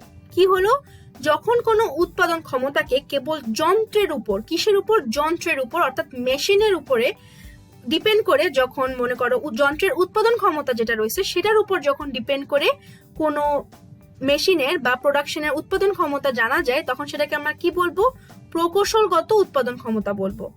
এই ধরনের উৎপাদন ক্ষমতার বৈশিষ্ট্য হলো এই ক্ষেত্রে সর্বোচ্চ যন্ত্রের ক্ষমতা প্রয়োগ করা হয়। যেহেতু দেখো তো এখানে কি হলো, যন্ত্রের উৎপাদন ক্ষমতার উপর বিবেচনা করে নির্ধারণ করা হয় কাকে, উৎপাদন ক্ষমতাকে। ঠিক আছে, তাহলে সেটাকে আমরা কি বলতেছি, প্রকৌশলগত উৎপাদন ক্ষমতা। তাহলে এখানে আমার সবচেয়ে বেশি ব্যবহার করা হবে কি, বা সবচেয়ে বেশি কার ক্ষমতাকে প্রয়োগ করা হবে, যন্ত্রের। এক্ষেত্রে যন্ত্রপাতির গায়ে এর সর্বোচ্চ ক্ষমতা লেখা থাকে। এটা যেমন ধরো একটা তোমাদেরকে একটু বলে রাখি, যেমন দেখো যখন আমরা লিফটে উঠি, হ্যাঁ লিফটে দেখো না যে এখানে লেখা থাকে যে 315 বা 385 কেজি বেশি মানুষ উঠানো যাবে না, একটা হাইয়েস্ট ক্যাপাসিটি কিন্তু লেখা থাকে। তো যখন প্রোডাকশনের কাজে যে মেশিনারি ইউজ করা হয় সেখানে দেখবা ওই মেশিনারি গুলোর মধ্যে কিন্তু ওদের হাইয়েস্ট ক্যাপাসিটি গুলো লেখা থাকে। ঠিক আছে, তো এটাই বলছে যে এই ক্ষেত্রে যন্ত্রপাতির গায়ে এর সর্বোচ্চ ক্ষমতা লেখা থাকে। এটি যন্ত্রের মাধ্যমে বার্ষিক সর্বোচ্চ উৎপাদনের পরিমাণকে মূল্যায়ন করে। আচ্ছা, এরপর চলো জানি সিস্টেম বা কার্যগত উৎপাদন ক্ষমতা। একটি নির্দিষ্ট সময়ের মধ্যে উৎপাদনের সকল স্বাভাবিক সুযোগ সুবিধা ব্যবহার করে নিশ্চয়তার সাথে সর্বোচ্চ যে পরিমাণ পণ্য বা সেবা উৎপাদন করা যায় তাকে কার্যগত উৎপাদন ক্ষমতা বলে। কার্যগত উৎপাদন ব্যবস্থার সাথে সাশ্রয়ের বিষয়টি জড়িত। তাহলে দেখো তো, কার্যগত উৎপাদন ব্যবস্থার সাথে কোন বিষয়টি জড়িত, সাশ্রয়ের বিষয়টি জড়িত। এই ক্ষেত্রে নির্দিষ্ট সময়ে প্রতিষ্ঠান সর্বোচ্চ সুবিধা কাজে লাগায়। এই ক্ষেত্রে মিতব্যয়িতার সাথে সর্বোচ্চ পরিমাণ পণ্য উৎপাদন করা হয়। তাহলে দেখো তো, যদি কোশ্চেন আসে এরকম যে সিস্টেম বা কার্যগত উৎপাদন ক্ষমতায় কিভাবে করে সর্বোচ্চ পরিমাণ পণ্য উৎপাদন করা হয়, তখন বলবা হয় মিতব্যয়িতা যদি থাকে সেটা বলবা, নাহলে বলবা যে অল্প খরচে বা একদম মিনিমাম খরচে এখানে তোমার উৎপাদন সম্পন্ন করা হয়। ঠিক আছে, আচ্ছা এখন দেখো প্রকৃত উৎপাদন ক্ষমতা বলতে কি বোঝায়। উৎপাদনের সময় থেকে একটি নির্দিষ্ট সময়ে যে পরিমাণ পণ্য বা সেবা স্বাভাবিকভাবে পাওয়া যায় তাকে প্রকৃত উৎপাদন ক্ষমতা বলে। মানে অ্যাকচুয়ালি আমি আসলে একটা নির্দিষ্ট সময়ের মধ্যে কতটুকু পণ্য উৎপাদন করলাম এবং তার আমার সে উৎপাদন ক্ষমতাটা কি আসলে সেটা যে আমি যাচাই করলাম বা পেলাম বা খুঁজে বের করলাম, এটা কি আসলে বলা হচ্ছে প্রকৃত উৎপাদন ক্ষমতা। উৎপাদন ক্ষমতার বৈশিষ্ট্য হলো এর মাধ্যমে কারখানার প্রকৃত অবস্থা জানা যায়। মানে প্রকৃত উৎপাদন ক্ষমতার বৈশিষ্ট্যটা কি, যে এর মাধ্যমে কারখানার প্রকৃত অবস্থা সম্পর্কে জানা যায়। এটি সাধারণত উৎপাদিত পণ্য বা সেবার আউটপুটের উপর নির্ভরশীল। এই ক্ষেত্রে উৎপাদনের পরিমাণকে মানদণ্ড হিসেবে ব্যবহার করা হয়। উৎপাদনের যে পরিমাণ আমার, সেটাকে আমরা কি করব, স্ট্যান্ডার্ড হিসেবে ধরবো, যে আমি এই বছর এতগুলো পণ্য তৈরি করেছি, তাহলে আমার টার্গেট থাকবে যে আমি এর চেয়ে বেশি, নাহলে এই সমানই পণ্য নেক্সট ইয়ারও তৈরি করব, কিন্তু এর চেয়ে কম না। ঠিক আছে। আচ্ছা, এখন দেখো উৎপাদন ক্ষমতা পরিমাপের কিছু সূত্র রয়েছে। এখান থেকে তেমন কখনই ম্যাথমেটিক্যাল জিনিসপত্র আসে না, তাই বলে কি আমরা এখন বলবো যে যেহেতু আসে না তাহলে তো পড়ার দরকার নেই। আমরা ফর্মুলাগুলো জেনে রাখবো, এবং সাথে আরো কিছু ফর্মুলা তোমরা নিজেরাও টেক্সট বুকে পাবা, সেগুলো একটু জেনে রাখলা, যে বাই চান্স যদি ম্যাথমেটিক্যাল কিছু আসে তখন যাতে প্রয়োগ করে ফর্মুলাটা উত্তরটা বের করে নিতে পারো। আচ্ছা, যেমন দেখো উৎপাদন ক্ষমতার বর্তমান ব্যবহার কার্যকর, এটা তুমি বের করতে পারবা কিভাবে। দেখো, উৎপাদন ক্ষমতা উৎপাদনের হার ভাগ সর্বোচ্চ ক্ষমতা ইন্টু 100, মানে 100 দিয়ে গুণ করে দিবা, তখন তোমার কি বেরোবে, উৎপাদন ক্ষমতার বর্তমান ব্যবহার কার্যকর কতটুকু হলো সেটা বের করে ফেলতে পারবা। এরপর দেখো কার্যকর উৎপাদন ক্ষমতা, এটা কিভাবে বের করবা, প্রকৃত উৎপাদন কত হলো সেটা ভাগ পদ্ধতিগত দক্ষতা গুণ 100। এরপর দেখো সর্বোচ্চ ক্ষমতা বৃদ্ধি, এটা কিভাবে বের করবা, উৎপাদনের হার ভাগ কার্যকর ক্ষমতা গুণ 100। সবগুলোতে কিন্তু 100 দিয়ে আমরা গুণ করতেছি, ঠিক আছে, কারণ এখানে আমরা সবকটা রেট গুলা বের করতেছি বা পার্সেন্টেজটা বের করতে চাচ্ছি। আচ্ছা, এই ছিল হচ্ছে উৎপাদন ক্ষমতা পরিমাপের সূত্র সমূহ। এছাড়া আরো কিছু সূত্র তোমরা টেক্সট বুকে বা অন্য কোথাও পেতে পারো, তখন সেগুলো সম্পর্কে একটু জেনে রাখবা, বাট মূলত এই তিনটেই হচ্ছে মেইন ফর্মুলাস গুলা, ঠিক আছে। আচ্ছা, এখন দেখো মগজ ধুলার পার্ট। এইখানে আজকে যেহেতু আমাদের শেষ লেকচার, তাহলে একটু ব্যতিক্রম কিছু করা উচিত। যেহেতু আমরা আগেরটাতে কি করলাম, যে ভিডিওটাকে ওই যে সেই গতানুগতিক ভাবে কিন্তু ভিডিও পজ করা হলো, কোশ্চেনের অ্যান্সার করলা, আমার সাথে আবার কোশ্চেন মিলালা, কিন্তু এখন এটাতে আমরা কি করি, চলো একসাথে কোশ্চেন গুলা পড়ি এবং একসাথে উত্তরগুলা দেখি। প্রথম কোশ্চেনটা দেখো কি, কোন ধরনের উৎপাদন ক্ষমতা সাশ্রয়ী হয়, কার্যকর। ঠিক আছে, কার্যকরেরটা আমার সাশ্রয়ী হয়ে থাকে। এরপর দেখো উৎপাদন ক্ষমতার অর্থ কি, সর্বোচ্চ উৎপাদনের পরিমাণ। এই মাঝখানে একটা কথা বলে রাখি, তোমরা জানো তাও আবার একটু বলা, এই কোশ্চেন্স গুলা যে মগজ ধোলাইয়ের, এগুলো কিন্তু হয় বিগত বছর এসে পড়েছে বা সম্ভাব্য কোশ্চেন্স গুলো, ঠিক আছে, কিন্তু এইগুলাই যে আসবে বা এই টাইপেরই যে হবে এরকম না।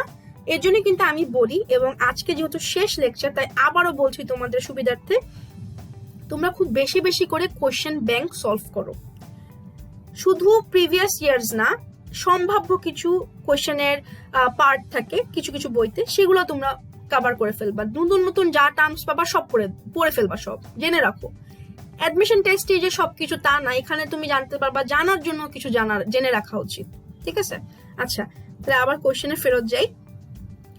কোন ধরনের উৎপাদন ক্ষমতার যন্ত্রের উৎপাদন ক্ষমতা বিবেচনা করা হয়, কোন ধরনের উৎপাদন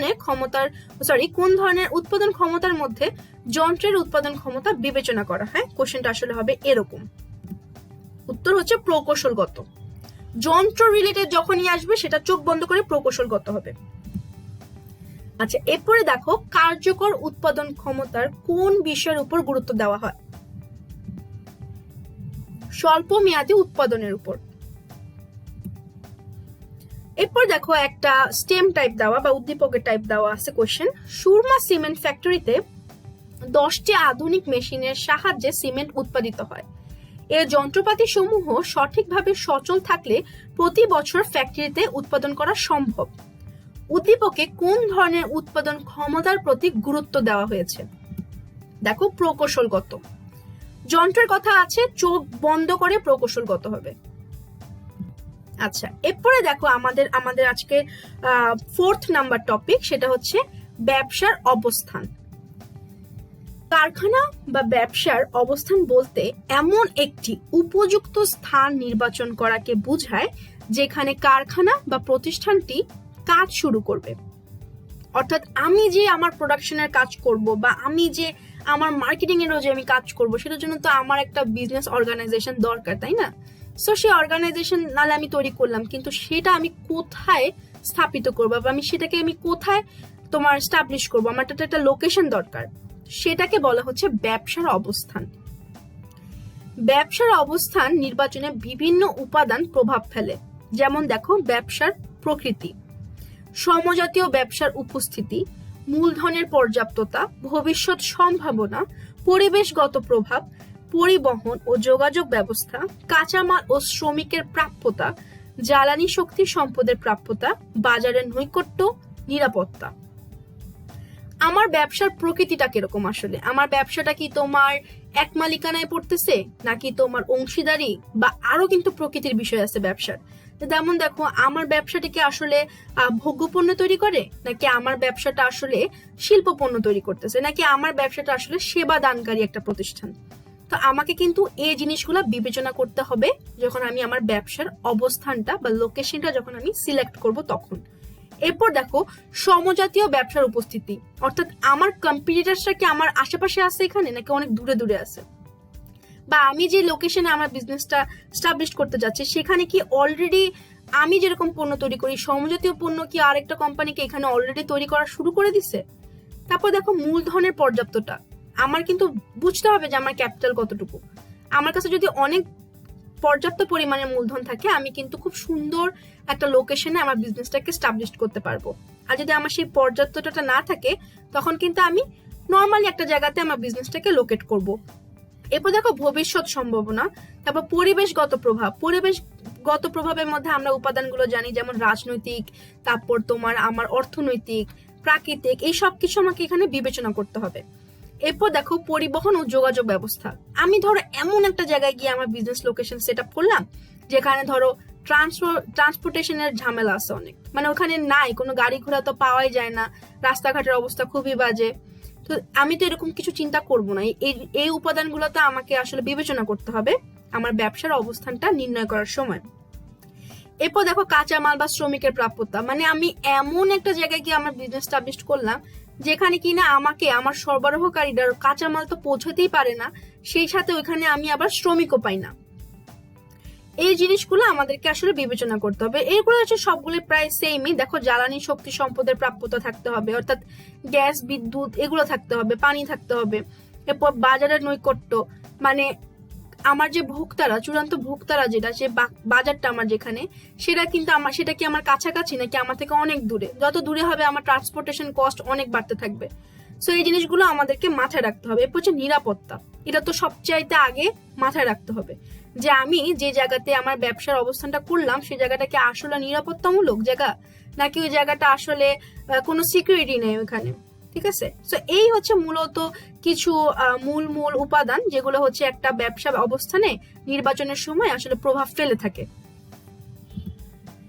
এরপরে দেখো, ব্যবসা অবস্থানকে প্রধানত 3 ভাগে ভাগ করা হয়, যেমন গ্রাম্য অবস্থান, শহরে অবস্থান এবং শিল্প অবস্থান। এগুলো একটা ছোট্ট একটা ডেসক্রিপশন দেখি। শহরের মধ্যে বা কেন্দ্রস্থলে কোনো ব্যবসা, শিল্প বা বাণিজ্যিক প্রতিষ্ঠান স্থাপন বা পরিচালনা করা হলে তাকে ব্যবসায় শহরে অবস্থান বলে। ঠিক আছে, এরপর দেখো, গ্রামীণ পরিবেশে শিল্প কারখানা স্থাপন ও পরিচালনা করাকে ব্যবসায় গ্রাম্য অবস্থান বলে।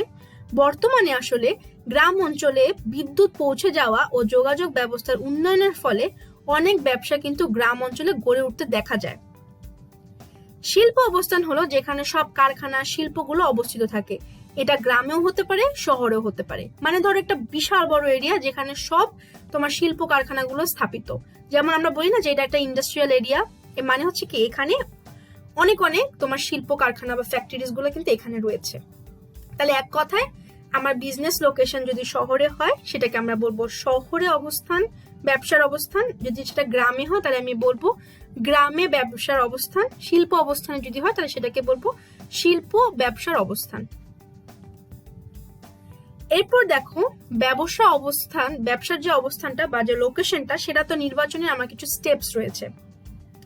হুট করে তো আমি বললাম না যে আজকে থেকে আমি এই জায়গাতে, আমি এখন বর্তমান যেখানে রয়েছি এটা বাদ আমি কালকে থেকে অমুক জায়গায় আমি বসবো, এটা তো বলা যাবে না, তাই না? এটা তো একটা স্টেপস এর মাধ্যমে আমাকে অবস্থানটা, লোকেশনটা নির্বাচন করতে হবে।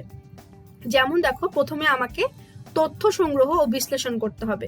মানে কোথায় গেলে ওই যে আমরা প্রথমে পড়লাম যে আমার যে বিভিন্ন উপাদানগুলো আছে, যেটা হচ্ছে আমার একটা ব্যবসার অবস্থানটা নির্বাচন করার সময় বিবেচনা করতে হয়, সেগুলো সম্পর্কে কিন্তু আমি তথ্য সংগ্রহ করব এবং বিশ্লেষণ করব যে ওই উপাদানগুলো আসলে পজিটিভলি আমি কোন লোকেশন গুলোতে পাবো, কোন কোন লোকেশন। এখানে আসলে এক বা একাধিক লোকেশন নিয়েই কাজ করা হয়। তো প্রথমে আমি কি করব, তথ্য সংগ্রহ ও বিশ্লেষণ করব, এরপরে আমি গুরুত্বপূর্ণ অবস্থানে শনাক্ত করলাম। ওকে, মানে এখন আমি গুরুত্বপূর্ণ কয়েকটা যে আমি মিলে গেল, আচ্ছা আমি যেরকম যেরকম চাই ওরকম ওরকম মিলে গেল, এরকম কয়েকটা জায়গারই আমি অবস্থান শনাক্ত করলাম। এরপরে বিকল্প অবস্থান মূল্যায়ন করা, যে এখন আমি করলাম কি যে আমি এগুলারও কিছু অল্টারনেটিভস দেখলাম, যে যদি বাই চান্স এগুলাতে আমার পরবর্তীতে ঝামেলা হয় বা যদি আমার এখনই যদি আমি অবস্থানে না যেতে চাই তাহলে এর বিকল্প আমার কি আছে। তো আমি কি করলাম, বিকল্প অবস্থান মূল্যায়ন করলাম। এরপর ফাইনালি আমি একটা উপযুক্ত অবস্থান নির্বাচন করলাম। তাহলে প্রথমেই আমি কি করব, তথ্য সংগ্রহ করে সেগুলো তথ্যগুলোকে আসলে বিশ্লেষণ করব। এরপরে গুরুত্বপূর্ণ অবস্থানের শনাক্তকরণ করব। এরপরে বিকল্প অবস্থান মূল্যায়ন করব। এরপরে উপযুক্ত অবস্থান ফাইনালি আমি নির্বাচন করব। তাহলে এই ছিল ব্যবসার অবস্থান নির্বাচন প্রক্রিয়া। আচ্ছা, এরপরে দেখো ব্যবসা স্থায়ীকরণ বলতে কি বোঝায়। কোনো বিশেষ স্থানে একই ধরনের বিভিন্ন ধরনের ব্যবসা প্রতিষ্ঠান গড়ে উঠলে তাকে ব্যবসা স্থায়ীকরণ বলে।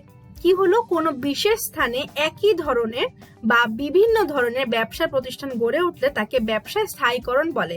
আচ্ছা, এই জায়গাতে এই যে কোনো বিশেষ স্থানে একই ধরনের, এখানে একটা বা হবে, হ্যাঁ, বা অথবা কোনো বিশেষ স্থানে একই ধরনের বা বিভিন্ন ধরনের ব্যবসা প্রতিষ্ঠান গড়ে উঠলে তাকে ব্যবসা স্থায়ীকরণ বলে। অর্থাৎ ওই জায়গাতে দেখা যাবে কি ওই ব্যবসাগুলো না মানে একদম অনেক লং টার্মের জন্য বা বলা যায় পার্মানেন্টলি না ওখানে ফিক্সড হয়ে যাবে। আচ্ছা, যেমন দেখো কি শিল্পের স্থানীয়করণের কারণগুলো আসলে কি হয়ে থাকে, বা ব্যবসার স্থায়ীকরণের কারণগুলো আসলে কি হয়ে থাকে। স্থায়ীকরণ যা, স্থানীয়করণ সেম। আচ্ছা, প্রাকৃতিক কারণ কি, দেখো প্রাকৃতিক কারণে কিন্তু অনেক সময় শিল্পগুলো বা ব্যবসাগুলো স্থায়ীকরণ বা স্থানীয়করণ হয়ে যায়। আচ্ছা, যেমন দেখো অনুকূল জলবায়ু পেলা তুমি, পর্যাপ্ত ভূমি আছে, ধরো কাঁচামালের প্রাপ্যতা একদমই ইজিলি পাওয়া যাচ্ছে, বিদ্যুৎ শক্তির প্রাপ্যতা আছে, জলপথের সুবিধা আছে। তো এমন একটা প্লেস দেখার পরে তুমি কি আর চাবা যে তোমার বিজনেস লোকেশনকে তুমি শিফট করবা না, তো তুমি ওখানে পার্মানেন্ট হয়ে যাবা। এরপর দেখো অর্থনৈতিক কিছু কারণ থাকে, বাজারের নৈকট্য আছে, শ্রমিকের সহজলভ্যতা আছে, অর্থ সংস্থানের সুবিধা রয়েছে, কারখানার সম্প্রসারণের সুবিধা রয়েছে। এরপর দেখো রাজনৈতিক কারণ, সরকারি পৃষ্ঠপোষকতা রয়েছে, শিল্প নীতি রয়েছে ধরো, তারপরে তোমার ভালো শিল্প নীতি আর কি, তারপর সরকারি অর্থ সহায়তা রয়েছে, অন্যান্য কিছু কারণ রয়েছে যেমন পরিপূরক শিল্প প্রতিষ্ঠান, তারপর অগ্নি নির্বাপকের ব্যবস্থা আছে, জনসাধারণের আগ্রহ রয়েছে। তাহলে যখন তুমি দেখবা যে এই কারণগুলো রয়েছে এবং তোমার পক্ষে রয়েছে এই জিনিসগুলো, তখন কিন্তু তুমি তোমার ব্যবসাটাকে অন্য কোথাও আর নিবা না, ওই জায়গাতে কিন্তু তুমি স্থায়ীকরণ করবা বা স্থানীয়করণ করে ফেলবা। আচ্ছা, এখন যাই আমাদের আজকের লাস্ট এবং ফিফথ যে পার্টটা সেটা নিয়ে লেকচারের। এটি হচ্ছে মূলত আজকে আমাদের লেকচারের সর্বশেষ অংশ, সেটা হচ্ছে দেখো লেআউট বা বিন্যাস। এরা সম্পর্কে আমরা আজকে একটু জানবো। দেখো বিভিন্ন বিভাগে প্রয়োজনীয় যন্ত্রপাতি ও কর্মকেন্দ্র সমূহকে সঠিক ও সুশৃঙ্খল ভাবে সাজানোর প্রক্রিয়াকে লেআউট বা বিন্যাস বলে। কি হলো, বিভিন্ন বিভাগে প্রয়োজনীয় যন্ত্রপাতি ও কর্মকেন্দ্র সমূহকে সঠিক ও সুশৃঙ্খল ভাবে সাজানোর প্রক্রিয়াকে লেআউট বা বিন্যাস বলে।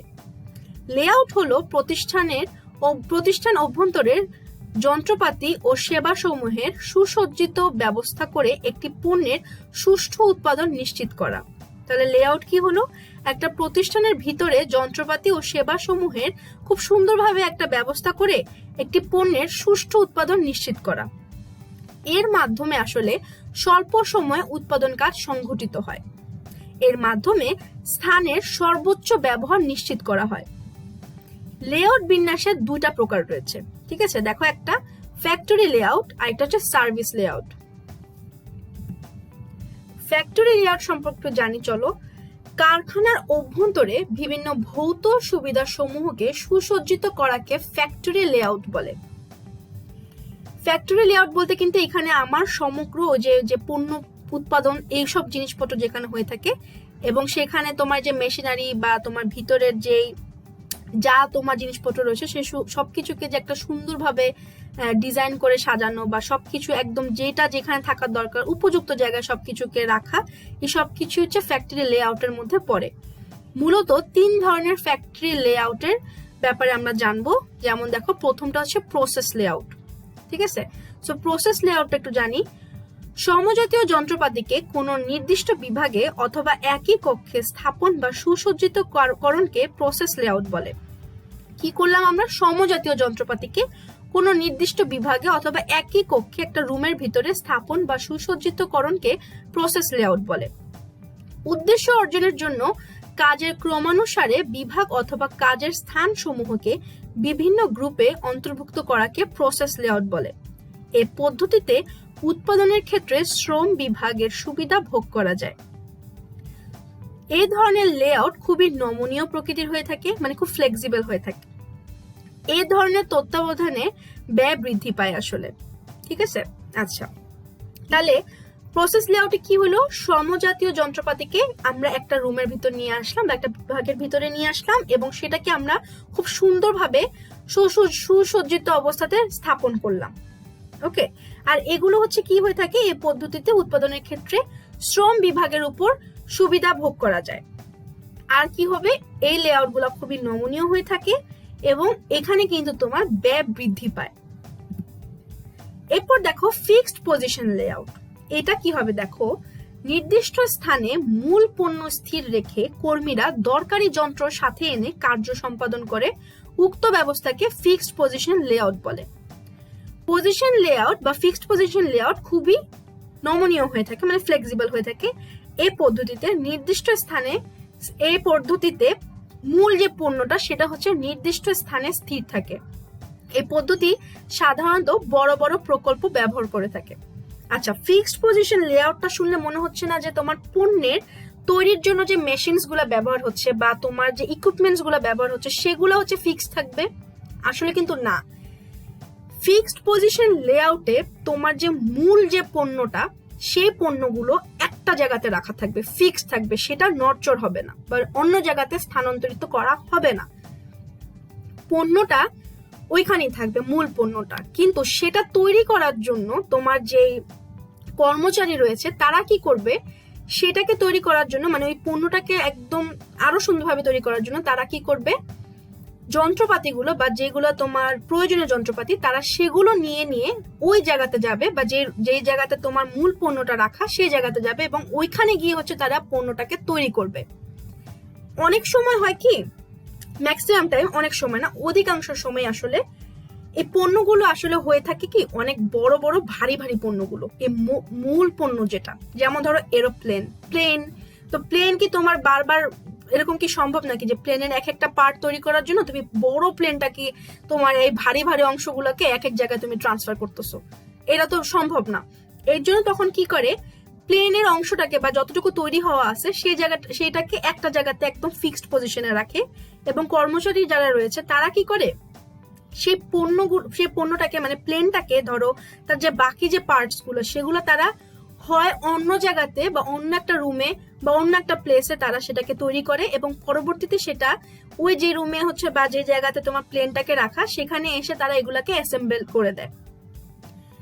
আরেকটা কাজ করে সেটা হচ্ছে তারা যা যন্ত্রপাতি মনে করো পোর্টেবল, তারা ওইগুলাকে নিয়ে তোমার ওই প্লেনের জায়গাতে যায় এবং গিয়ে তখন কিন্তু তারা তাদের কাজটা করতে থাকে ওই প্লেনের উপরে।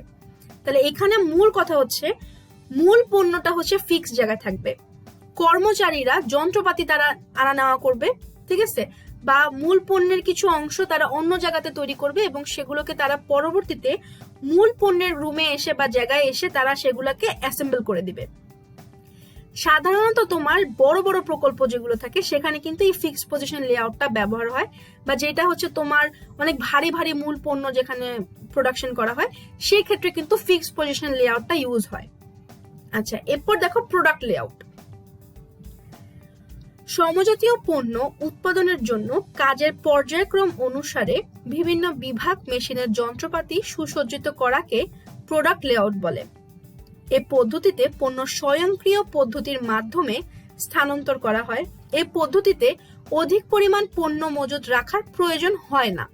এই ধরনের লেআউট উৎপাদন প্রক্রিয়া সম্পাদিত কাজের মধ্যে সমন্বয় সাধন করে।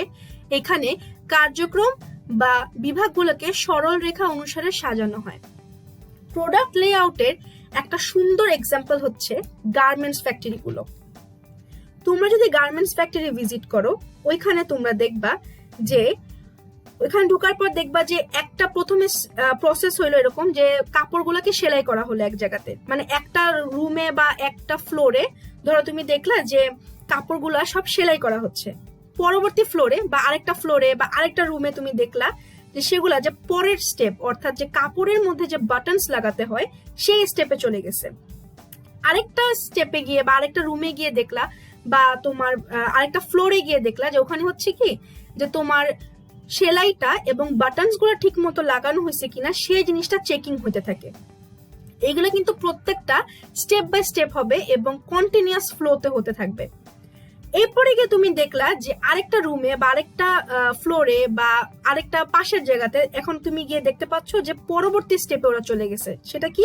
সেটা ধরো যে দেখলা যে কাপড়গুলোকে তারা ভাঁজ করা শুরু করছে বা আয়রনিং করা শুরু করছে। এরপর এটা দিকে দেখলা যে তারা ভাঁজ করা শুরু করছে। এরপরে গিয়ে তোমরা দেখলা যে ওগুলোকে প্যাকেজিং করা শুরু করে দিছে।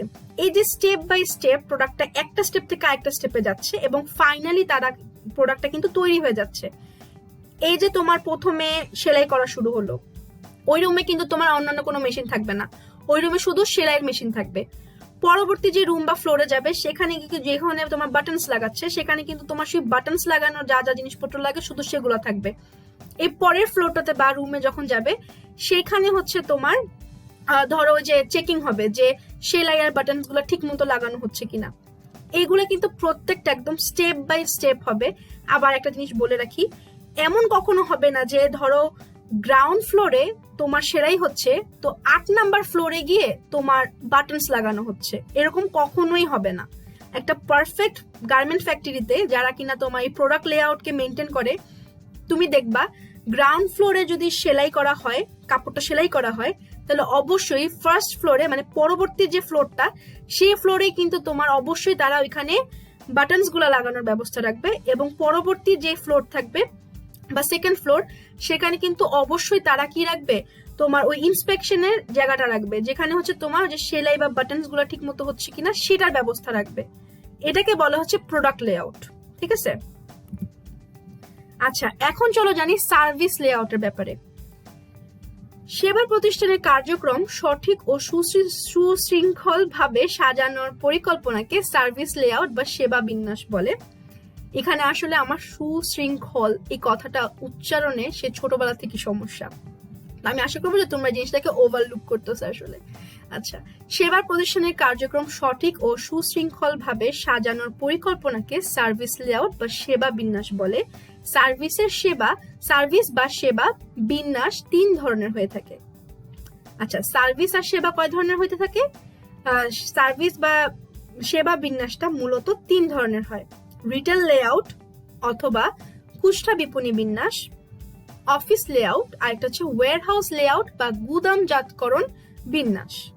তো প্রথমে চলো জানি রিটেল লেআউট সম্পর্কে। বিপণীতে সুন্দর মনোরম পরিবেশ সৃষ্টি করা হয় রিটেল লেআউটে। ক্রেতাদের স্বাচ্ছন্দ্যে চলাচলের উপর প্রচন্ড সুযোগ তৈরি করা হয়।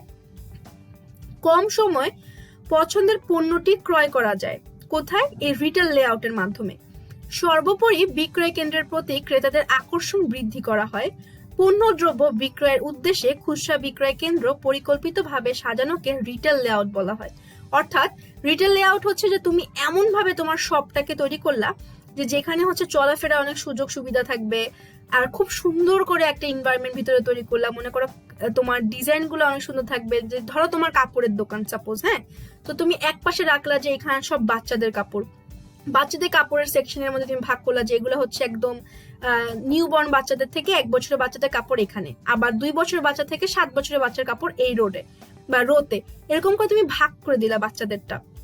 এরপরে তুমি দিলা যে এখানে হচ্ছে ছেলেদের কাপড়, এই পাশে দিলা তুমি মেয়েদের কাপড়, এমন করে তুমি ভাগ করলা। এখন ধরো তুমি একটা শপে গেলা যেখানে গিয়ে তুমি দেখতে পাচ্ছ যে একই কাতারে ছেলে মেয়ে বাচ্চা সব কটার কাপড় একই লাইনে দেওয়া। হ্যাঁ, আর এমন ভাবে তোমার চেয়ার টেবিল বা তোমার ওই যে কি বলে এটাকে ক্যাশ কাউন্টার যেটা, সেরকম এই জায়গাগুলো এমন ভাবে তোমার লোকেট করা জিনিসগুলা যে মানে হাঁটা চলার জায়গা তো নাই সেখানে। তো সেটা কিন্তু একটা মনোরম পরিবেশ কিন্তু সৃষ্টি করে না, আর একজন ক্রেতা কিন্তু সেখানে বারবার যেতেও কিন্তু উৎসাহিত হয় না। তো রিটেল লেআউট হচ্ছে বিপরীতে সুন্দর মনোরম পরিবেশ সৃষ্টি করাকে মূলত বোঝানো হয়। আরেকটা জিনিস কি, পণ্য দ্রব্য বিক্রয়ের উদ্দেশ্যে খুচরা বিক্রয় কেন্দ্র পরিকল্পিতভাবে সাজানোকে রিটেল লেআউট বলা হয়। ওকে, আচ্ছা, এরপরে দেখো অফিস লেআউট। আরেকটা আমরা জানবো ওয়্যার হাউস লেআউট বা গুদামজাতকরণ বিন্যাস। তাহলে অফিস লেআউটটা কি? অফিসের সকল বিভাগ ও উপকরণকে সুন্দরভাবে সাজানোকে অফিস লেআউট বলে। অফিস লেআউট একটি আনুষ্ঠানিক কার্যক্রমের বিন্যাস। এর মূল বিষয় গোপনীয়তা রক্ষা করা, যা দ্বারা অফিসের কাজের অনুকূল পরিবেশ বজায় থাকে। তোমরা বিভিন্ন কোম্পানিতে ভিজিট করলে দেখবা এক একটা কোম্পানির অফিস লেআউট এক এক রকম। তোমরা যদি ধরো সে ফর এক্সাম্পল এমন একটা অফিসে গেলা যে অফিস ধরো তোমার টেলিকমিউনিকেশনের অফিস আর কি, ধরো ঠিক আছে, ইন্ডাস্ট্রি। সো ওরা হচ্ছে তোমার টেলিকমিউনিকেশনের এইসব সুযোগ সুবিধা দিয়ে থাকে। আমি কোনোটার নাম নিচ্ছি না, ধরো এরকম কোনোখানে গেলা, তো তুমি ওখানে গিয়ে দেখবা যে সব ওই যে মোবাইল ফোনের ছবি দেওয়া থাকবে, দেন টাওয়ারের ছবি দেওয়া থাকবে, বা ওদের হচ্ছে এক একটা স্পেসিফিক কাপড়ের স্পেসিফিক কালার দেওয়া থাকবে, সেই কালারের কাপড়ও দেখবা তোমার, বা সেই কালারের পর্দা সোফা সবকিছু কিন্তু সেই কালারেরই হয়ে থাকবে।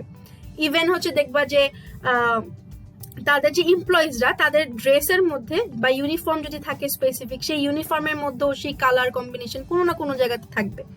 সো এগুলো হচ্ছে অফিস লেআউট, অর্থাৎ এক একটা অফিসের তাদের নিজস্ব যে কর্পোরেট কালচার সেই অনুযায়ী কিন্তু এক একটা অফিসের লেআউট এক এক রকম হবে। ঠিক আছে, এরপর দেখো আমাদের সর্বশেষ যেটা, সেটা হচ্ছে ওয়্যার হাউস লেআউট বা গুদামজাতকরণ বিন্যাস। এখানে কি হয় দেখো, পণ্য সংরক্ষণের উদ্দেশ্যে গুদাম ঘরকে সঠিক ও সুন্দরভাবে সাজানোকে গুদামজাতকরণ বিন্যাস বলে। এক কথায় ওয়্যার হাউসকে আমি যখন সুন্দরভাবে সাজাবো বা গুছাবো সেটাকে আমরা কি বলবো, গুদামজাতকরণ বিন্যাস। পণ্য এক স্থান থেকে অন্য স্থানে সহজে আনা নেওয়া করা যায়। এখানে পণ্য দ্রুত শনাক্ত করা সম্ভব হয়। ক্রেতাদের জন্য পণ্য ডেলিভারি করা হয় সহজেই, কারণ তুমি তো জানো যে এই পণ্যটা হচ্ছে আগামীকালকের জন্য ডেলিভারি হবে, বা এই পণ্যটা 30 তারিখের জন্য ডেলিভারি হবে। তো এখানে তো তোমার সবকিছু খুব সুন্দর করে গুছানো, তাহলে তুমি তো ক্রেতাদের জন্য পণ্য ডেলিভারি করাটা তোমার জন্য কোনো ব্যাপারই না, একদম ইজিলি তুমি ডেলিভারি করতে পারবা। বা ধরো তুমি একটা কর্নারে রাখলা যে এগুলো সব ডেলিভারির জন্য যাবে, এগুলো একটা পাশে তুমি সব রাখলা যে না এগুলো হচ্ছে পরবর্তীতে ডেলিভারির জন্য যাবে। সেরকম করে নিজের সুবিধার মতো যখন তুমি তোমার ওয়্যার হাউসকে বা গুদামজাতকরণ যেটা সেটাকে যখন তুমি সুন্দরভাবে বিন্যাস করবা বা তুমি গুছায় রাখবা, সেটাকে বলা হচ্ছে আমার ওয়্যার হাউস লেআউট। এরপরে দেখো ক্রেতাদের কোনো ধরনের অভিযোগ সম্ভাবনা থাকে না। কোথায়? এই ওয়্যার হাউস লেআউটের। সর্বোপরি প্রতিষ্ঠানের ক্ষেত্রে গতিশীলতার সৃষ্টি হয়, কারণ এই ওয়্যার হাউস কিন্তু তোমার সরাসরি কার সাথে সম্পৃক্ত? ভোক্তার সাথে বা ক্রেতার সাথে। একজন ক্রেতা কি পরিমাণ পণ্যের সেবা পাচ্ছে সেটা কিন্তু মানে অনেকটাই নির্ভর করে ওয়্যার হাউসের উপরে। কারণ যে একটাই তুমি এই একটা এক্সাম্পল দেখো না যে ক্রেতাদের জন্য পণ্য ডেলিভারি হয় সহজে, তো একজন ক্রেতা যখন চাওয়ার মাত্রই যখন সে পণ্যটা ডেলিভারি পেয়ে যাচ্ছে, তখন কিন্তু তার একটা পজিটিভ সেন্স কাজ করতেছে তোমার কোম্পানি সম্পর্কে। সো এই জন্যই বলছে যে সর্বোপরি প্রতিষ্ঠানের ক্ষেত্রে গতিশীলতার সৃষ্টি হয়। এখন আসো আমরা একটু কিছু প্রয়োজনীয় তথ্যাদি সম্পর্কে জানবো বা কিছু অ্যাডিশনাল ইনফরমেশন সম্পর্কে জানবো, যেগুলো হচ্ছে তোমরা যদি একটু প্রিভিয়াস ইয়ার্স এর কোয়েশ্চেন্স গুলো অ্যানালাইসিস করো তখন দেখবা যে এগুলো হচ্ছে তোমার মূলত খুব তেমন একটা আসে না, বা আসলেও একটা দুটা মাঝে মধ্যে হুটহাট একটা দুটা ইউনিভার্সিটিতে এসে পড়ে থাকে। সো হচ্ছে আমরা কোনো রিস্ক না নিয়ে তাহলে একটা কাজ করি, কিছু ইনফরমেশন আসলে দেখে নিই, ঠিক আছে, যাতে কোনো ভাবে যদি বাই চান্স একটা দুটো কোশ্চেন যদি এসেও পড়ে তখন যাতে আমরা সেই অ্যান্সার গুলো করতে পারি। ঠিক আছে, এরকম ভাবে নিজেদেরকে আসলে প্রিপেয়ার করা উচিত যে কোনো সিচুয়েশন যাতে আমরা ফেস করতে পারি। সেগুলো হচ্ছে মানে ওভারঅল পুরা যে আমরা 11টা লেকচার শেষ করলাম সেগুলোর উপরেই পুরোপুরি লেকচারটার উপরে কিছু অ্যাডিশনাল ইনফরমেশন। যেমন দেখো প্রথমটা হচ্ছে ক্রেতা সম্পর্ক দল। এইটা দিয়ে বোঝানো হচ্ছে যে একজন ক্রেতার আসলে মুনাফা যোগ্যতা কতটুকু, অর্থাৎ সম্ভাব্য মুনাফা যোগ্যতা তার কতটুকু। আরেকটা জিনিস হচ্ছে যে সে আসলে প্রতিষ্ঠান বা কোম্পানির প্রতি কিরকম অনুগত। মানে একজন ক্রেতাকে দিয়ে একটা কোম্পানির কতটুকু প্রফিট হতে পারে, আরেকটা হচ্ছে যে সে ক্রেতাটা আসলে কোম্পানির প্রোডাক্টস এর উপরে বা প্রোডাক্টস এর জন্য কতটুকু অনুগত। এই জিনিসগুলোই হচ্ছে মূলত এই ক্রেতা সম্পর্কের দল, যেটা এখানে আমরা দেখব। তো ওই অনুসারে হচ্ছে ক্রেতাকে 4টা ভাগে ভাগ করা হয়। তো প্রথমটা চলো দেখি, সেটা হচ্ছে বাটারফ্লাইজ। বাটারফ্লাইজ হলো ওই সকল ক্রেতা যাদের সম্ভাব্য মুনাফা যোগ্যতা উচ্চ কিন্তু প্রতিষ্ঠানের প্রতি অনুগত নয়। এই ক্ষেত্রে কোম্পানির অর্পণ এবং তাদের প্রয়োজনের মধ্যে সুসামঞ্জস্য বিদ্যমান। এই ধরনের ক্রেতা স্বল্প মেয়াদের জন্য অধিক পণ্য ক্রয় করে থাকে। আচ্ছা, এরপরে দেখো প্রকৃত বন্ধু বা ট্রু ফ্রেন্ডস যেটাকে বলা হচ্ছে। দেখো, প্রকৃত বন্ধু হচ্ছে ওই সকল ক্রেতা যারা উচ্চ মুনাফা যোগ্যতা সম্পন্ন এবং কোম্পানির প্রতি অনুগত। আচ্ছা, এরা তাহলে কি হচ্ছে, তোমার মুনাফা হচ্ছে এদেরকে দিয়ে অনেক আয় করা যাবে, আরেকটা হচ্ছে কি এরা কিন্তু তোমার কোম্পানির প্রতি অনুগত থাকে। আচ্ছা, এই জন্য কিন্তু এদেরকে প্রকৃত বন্ধু বলা হচ্ছে। এখানে কি হয় দেখো, এই ক্ষেত্রে কোম্পানির অর্পণ এবং তাদের প্রয়োজনের মধ্যে শক্তিশালী সামঞ্জস্য বিদ্যমান। এ ধরনের ক্রেতারা কোম্পানির জন্য সবচেয়ে বেশি লাভজনক। বুঝাই যাচ্ছে যে এদেরকে দিয়ে মুনাফাও বেশি হবে, আবার এরা কিন্তু তোমার কোম্পানির প্রতি অনেক বেশি অনুগত থাকছে। তাহলে এরা কারা? এরা হচ্ছে প্রকৃত বন্ধু বা ট্রু ফ্রেন্ডস। আচ্ছা, এরপর দেখো আগন্তুক বা স্ট্রেঞ্জার্স। এখানে কি হবে দেখো, আগন্তুক হচ্ছে ওই সকল ক্রেতা যাদের মুনাফা যোগ্যতা নিম্ন এবং প্রতিষ্ঠানের প্রতি আনুগত্য কম। এদের মুনাফা যোগ্যতা যেমন কম বা নিচের দিকে, আর এদের কি প্রতিষ্ঠানের প্রতি আনুগত্য কিন্তু এদের কেমন? কম। এক্ষেত্রে কোম্পানির অর্পণ এবং তাদের প্রয়োজনের মধ্যে সামঞ্জস্য খুবই কম।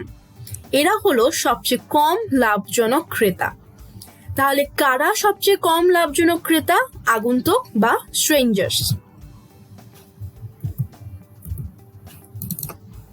আচ্ছা, এরপরে দেখো নাছোড়বান্দা বা বার্নিকলস বলা হয়। নাছোড়বান্দা ক্রেতা হচ্ছে ওই সকল ক্রেতা যারা প্রতিষ্ঠানের প্রতি আনুগত্য কিন্তু তাদের মুনাফা যোগ্যতা অধিক নয়। এরা কিন্তু অনুগত, হ্যাঁ, এরা লয়াল থাকে, সবই ঠিক আছে, কিন্তু এদের মুনাফা যোগ্যতা অর্থাৎ মুনাফা আয়ের যে সক্ষমতা এদেরকে দিয়ে সেগুলো হচ্ছে অধিক না। তারা সম্ভবত সবচেয়ে বেশি সমস্যার সৃষ্টিকারী ক্রেতা। এই ধরনের ক্রেতারা দীর্ঘদিন একই কোম্পানির পণ্য ক্রয় করে, কিন্তু এই ধরনের ক্রেতাদের নিকট হতে কোম্পানি তত বেশি মুনাফা করতে পারে না। যদিও এরা কিন্তু দীর্ঘদিন ধরে একই কোম্পানির পণ্য ক্রয় করে থাকে, কিন্তু এদেরকে দিয়ে না তোমার খুব বেশি একটা মুনাফা হয় না। সে ফর এক্সাম্পল, কিছু ক্রেতা তুমি দেখবা যে একই কোম্পানির পণ্য তারা একদম ছোটবেলা থেকে এখনো পর্যন্ত ব্যবহার করেই যাচ্ছে, কিন্তু তাদের যে ক্রয়ের যে লিমিটটা সেটা হচ্ছে খুবই অল্প পরিসরে। মানে এরা একসাথে অনেকগুলো পণ্য গিয়ে কিনে আনে না, একটা একটা করে কিনে আনে বা একটা পণ্য অনেক দীর্ঘদিন ধরে ব্যবহার করে, এবং ব্যবহার করতে করতে এরা না মানে খুঁটিনাটি সবকিছু সম্পর্কে জেনে যায় প্রোডাক্টের। তখন হচ্ছে এরা অনেক বেশি কমপ্লেনও করে থাকে পণ্য সম্পর্কে। তো এই জন্য এদেরকে নাছোড়বান্দা বা বার্নিকলস বলা হয়। এখন দেখো আরেকটা যেটা আমাদের টপিক জানার, সেটা হচ্ছে বিসিজি অ্যাপ্রোচ। তো বিসিজির ফুল ফর্মটা হচ্ছে দ্য বোস্টন কনসালটেন্সি গ্রুপ। এটা কি? এটা হচ্ছে বিসিজি নামে একটি বিখ্যাত ব্যবস্থাপকীয় পরামর্শদাতা ফার্ম প্রবৃদ্ধির শেয়ার অর্থাৎ গ্রোথ শেয়ার ম্যাট্রিক্স এর উন্নয়ন করে। ঠিক আছে, এদের কাজ হচ্ছে কি সেটা আমি পরে একটু ইজিলি বলতেছি, সেটা আগে একটু জেনে নাও। বিসিজি শেয়ার ম্যাট্রিক্সকে মূলত 4 ভাগে ভাগ করা হয়, যথা stars, cash cows, question marks আর একটা হচ্ছে ডগস। এক কথায় এই বিসিজি করলো কি, এই বিসিজি হচ্ছে কোম্পানিকে 4টা ভাগে ভাগ করবে। কিভাবে? ওরা হচ্ছে ভাগ করে 2টা জিনিসের উপর বেস করে। একটা হচ্ছে শেয়ারের বাজার অবস্থা কিরকম, উচ্চ দিকে না নিম্ন দিকে, আরেকটা হচ্ছে তোমার বা ওদের যে কোম্পানির যে প্রবৃদ্ধি অর্থাৎ যে গ্রোথটা সেটা হচ্ছে কোন দিকে, উপর দিকে অর্থাৎ উচ্চ দিকে নাকি নিম্ন দিকে। সো দেখো স্টার্সে কি হয়, স্টার্সে উচ্চ প্রবৃদ্ধি এবং উচ্চ বাজার শেয়ার সম্পন্ন ব্যবসা স্টার্স গুলো। তাহলে স্টার্স কোম্পানি কোনগুলো? যেগুলো প্রবৃদ্ধি হচ্ছে উচ্চ মানে উপরের দিকে এবং উচ্চ বাজার শেয়ার সম্পন্ন হয়ে থাকে এরা। এই ধরনের ব্যবসায় দ্রুত প্রবৃদ্ধির জন্য ব্যাপক বিনিয়োগ করতে হয়। এই ধরনের ব্যবসার প্রবৃদ্ধি এক সময় কমে আসে এবং তখন তারা ক্যাশ কাউয়ে পরিণত হয়ে যায়। ক্যাশ কাউ হচ্ছে আমার পরবর্তী যে বিসিজি ম্যাট্রিক্সটা থাকে সেটা। আচ্ছা, ক্যাশ কাউতে কি হয় দেখো, নিম্ন প্রবৃদ্ধি এবং উচ্চ বাজার শেয়ার সম্পন্ন ব্যবসা। তাহলে ক্যাশ কাউ আমরা বলতেছি কোন ব্যবসাগুলোকে, যেগুলো প্রবৃদ্ধি হচ্ছে নিম্নগামী অর্থাৎ নিচের দিকে যাবে এবং উচ্চ বাজার শেয়ার সম্পন্ন ব্যবসা। আচ্ছা, কোয়েশ্চেন মার্কস হচ্ছে ঠিক ক্যাশ কাউজের অপোজিটটা। কোয়েশ্চেন মার্কস হচ্ছে উচ্চ প্রবৃদ্ধি এবং নিম্ন বাজার শেয়ার সম্পন্ন ব্যবসা। সো এখানে একটা ট্রিক্স হচ্ছে মনে রাখার জন্য, সেটা হচ্ছে ক্যাশ কাউজ বা কোয়েশ্চেন মার্কস এর যে কোনো একটা তোমরা মনে রাখবা, তাহলে বাই চান্স যদি আরেকটা তোমরা ভুলেও যাও তাহলে একটার অপোজিটে কিন্তু আরেকটা। ঠিক আছে? আচ্ছা, এরপরে দেখো ডগস, এটা হচ্ছে স্টার্স যেটা ছিল সেটা ঠিক অপোজিট। এখানে হচ্ছে নিম্ন প্রবৃদ্ধি এবং নিম্ন বাজার শেয়ার সম্পন্ন ব্যবসা। আর এই ধরনের ব্যবসা পরিহারযোগ্য হয়ে থাকে কোনগুলো? ডগস। কারণ দেখো নিম্ন প্রবৃদ্ধি, আরেকটা কি হচ্ছে নিম্ন বাজার শেয়ার, তো অবশ্যই এই ধরনের ব্যবসা তো পরিহারযোগ্য হওয়াটাই শ্রেয়, তাই না? আচ্ছা, এরপরে দেখো আরেকটা টপিক, সেটা হচ্ছে কৌশলগত ব্যবসায় এককগুলো বা স্ট্র্যাটেজিক বিজনেস ইউনিট, যেটাকে SBU বলা হয়। বাজার প্রবৃদ্ধির হার ও বাজার শেয়ার নির্ধারণের পর প্রতিটি কৌশলগত ব্যবসা এককের জন্য লক্ষ্য, উদ্দেশ্য, বাজেট নির্দিষ্ট করা হয়। এক্ষেত্রে 4টি কৌশল গ্রহণ করা হয়, যথা বাজার শেয়ার গঠন বা বৃদ্ধি করা, or build or increase market share, ধরে রাখা, হোল্ড, তুলে নেওয়া বা এটার ইংলিশ টার্মটা হচ্ছে হারভেস্ট, পরিত্যাগ বা তরলীকরণ, যেটার ইংলিশটা হচ্ছে ডাইভেস্ট অর লিকুইডেশন। তোমরা জানো যে আমাদেরকে কিন্তু বাংলা টার্মসের সাথে ইংলিশ টার্মস গুলো জেনে রাখতে হবে, তাহলে হচ্ছে আমাদেরই হেল্প হবে এক্সামে। ঠিক আছে? ওকে, সো ফার্স্টে তো দেখো বাজার শেয়ার গঠন বা বৃদ্ধি করা। এখানে কি হবে, এখানে কোনো ব্যবসায় অধিক বিনিয়োগের মাধ্যমে বাজার শেয়ার বৃদ্ধির কৌশলকে বাজার শেয়ার গঠন বা বৃদ্ধি বলে। তাহলে ধরে রাখা কোনটা বা হোল্ড কোনটা? এটা হচ্ছে কোনো ব্যবসায় যে পরিমাণ অর্থ প্রয়োজন সেই পরিমাণ অর্থ বিনিয়োগের কৌশলকে বাজার শেয়ার ধরে রাখা বলে। তাহলে আমরা বাজার শেয়ার গঠনে কি করলাম, যতটুকু দরকার তার থেকেও অধিক মাত্রা আমরা বিনিয়োগ করব এবং করে বাজার শেয়ারকে বৃদ্ধি করব, সেটাকে আমরা বলছি বাজার শেয়ার গঠন বা বৃদ্ধি করা। আর ধরে রাখা বা হোল্ড হচ্ছে যে পরিমাণ অর্থ তোমার প্রয়োজন ঠিক সেই পরিমাণ অর্থ বিনিয়োগের কৌশলকে বাজার শেয়ার ধরে রাখা বলে। আচ্ছা, এরপরে দেখো তুলে নেওয়া বা হারভেস্ট। এখানে কি হয় দেখো, দীর্ঘমেয়াদী ফলাফল বিবেচনা না করে স্বল্প সময় কোনো ব্যবসা হতে যত সম্ভব নগদ টাকা তুলে নেওয়া কৌশলকে নগদ অর্থ তুলে নেওয়া বলে। তাহলে এখানে কি ঘটলো, মানে আমি ফলাফল বিবেচনা করব না, অর্থাৎ দীর্ঘমেয়াদী ফলাফল আমি বিবেচনা না করে স্বল্প সময়ে কোনো ব্যবসা থেকে আমি যতগুলো সম্ভব নগদ টাকা তুলে নিব। ঠিক আছে? তো এইটাকে বলা হচ্ছে তুলে নেওয়া। পরিত্যাগ বা তরলীকরণ কোনটা তাহলে? সেটা হচ্ছে কোনো ব্যবসা বন্ধ বা বিক্রির মাধ্যমে পুঁজি প্রত্যাহার করে নেওয়ার কৌশলকে পরিত্যাগ, তরলীকরণ বলে। ঠিক আছে? আচ্ছা, এরপর দেখো আরেকটা টপিক, সেটা হচ্ছে SWOT অ্যানালাইসিস। এটা তোমরা ম্যানেজমেন্টে অনেক পড়ছো আমি জানি। সেটা হচ্ছে SWOT অ্যানালাইসিস সম্পর্কে তোমরা সবাই জানো যে strength, weakness, opportunities and threats. তাহলে অভ্যন্তরীণ পরিবেশের ভিতরে অন্তর্ভুক্ত কোনটা? সবলতা বা স্ট্রেংথ, আর হচ্ছে দুর্বলতা বা উইকনেস। মানে আমার অর্গানাইজেশনের যেগুলো স্ট্রেংথ এবং উইকনেস সেগুলো হচ্ছে আমার অভ্যন্তরীণ পরিবেশের ভিতরে অন্তর্ভুক্ত, আর আমার যে কোম্পানির যে সুযোগগুলো রয়েছে এবং হুমকিগুলো রয়েছে সেগুলো হচ্ছে আমার বাহ্যিক পরিবেশের অন্তর্ভুক্ত। এরপর আসলে জানি ব্যবসায় ক্রয় প্রক্রিয়ার অংশগ্রহণকারী। এখানে আমরা তো জানি যে দুই ধরনের বাজার রয়েছে, একটা ভোক্তা বাজার, একটা শিল্প বাজার। তো এইখানে হচ্ছে আমরা মূলত জানবো যে শিল্প বাজারে যে তোমার ভোক্তারা থাকে, ঠিক আছে, তাহলে তাদের যে ক্রয় প্রক্রিয়া, যে তোমার একটা পার্টিসিপেশন বা একটা প্রসেস থাকে, কিভাবে করে তারা পার্টিসিপেট করে সেই ব্যবসা বাজার বা শিল্প বাজারে, সেটা সম্পর্কে জানবো। তো দেখো প্রথমে ব্যবহারকারী। আচ্ছা, ব্যবহারকারী কাকে বলতেছে? সংগঠনের যে ব্যক্তি পণ্য ভোগ বা ব্যবহার করেন তাকে ব্যবহারকারী বলে। এ ধরনের ব্যক্তি চূড়ান্তভাবে পণ্য ক্রয়ের সিদ্ধান্ত নেয়। এরপর দেখো প্রভাব বিস্তারকারী। চূড়ান্ত সিদ্ধান্ত গ্রহণকারীকে যে ব্যক্তি মতামত বা পরামর্শ দিয়ে সাহায্য করে তাকে প্রভাব বিস্তারকারী বলে। ক্রয়কারী। যে ব্যক্তি প্রকৃত ক্রয় কাজ সম্পন্ন করে থাকেন তাকে ক্রয়কারী বলে, অর্থাৎ এই ধরনের ব্যক্তি সরবরাহকারীর নির্বাচন ও ক্রয়ের শর্ত নির্ধারণের সাহায্য করে। সিদ্ধান্ত গ্রহণকারী কে তাহলে? সংগঠনের সদস্য পণ্য বা সেবা ক্রয় এর চূড়ান্ত বা আংশিক সিদ্ধান্ত গ্রহণ করে তাকে গ্রহণকারী বলে। ঠিক আছে, সাধারণত নিয়মিত পণ্য বা সেবা ক্রয়কারী ক্রেতাই সিদ্ধান্ত গ্রহণকারী হিসেবে কাজ করে। মানে আলটিমেটলি তোমার পণ্যটা যে আমি কিনতেছি সেটার যে সিদ্ধান্ত নিচ্ছে যে সেই কিন্তু আমার সিদ্ধান্ত গ্রহণকারী। এর জন্যই বলছে যে সাধারণত নিয়মিত পণ্য বা সেবা ক্রয়কারী ক্রেতাই সিদ্ধান্ত গ্রহণকারী হিসেবে কাজ করে। এরপর দেখো গেট রক্ষক। সংগঠনের সদস্য তথ্য সরবরাহ নিয়ন্ত্রণ কাজে নিয়োজিত থাকে তাকে গেট রক্ষক বলে। অর্থাৎ সংগঠনের সদস্য হবে এবং সে কি কাজ করবে? সে হচ্ছে তথ্য সরবরাহ নিয়ন্ত্রণ কাজে নিয়োজিত থাকবে, তাকে আমরা গেট রক্ষক বলবো। সাধারণত দেখো কারিগরি ব্যক্তি বা ব্যক্তিগত সচিব গেট রক্ষক হিসেবে বিবেচিত হয়। এরপরে দেখো আরেকটা জিনিস আমরা জানবো, সেটা হচ্ছে নতুন পণ্য গ্রহণ সিদ্ধান্ত গ্রহণের প্রক্রিয়ার ধাপগুলো, যেটাকে আমরা মনে রাখবো AIETA। ওকে, এটাকে আমি কলেজে থাকতে এইটা বা আইটা এরকম করে মনে রাখতাম, তাহলে হচ্ছে ইজিলি তোমাদের মনে থাকতে পারবে। আচ্ছা, এ দিয়ে কি? অ্যাওয়ারনেস, সেটা বাংলাটা হচ্ছে অবগতি।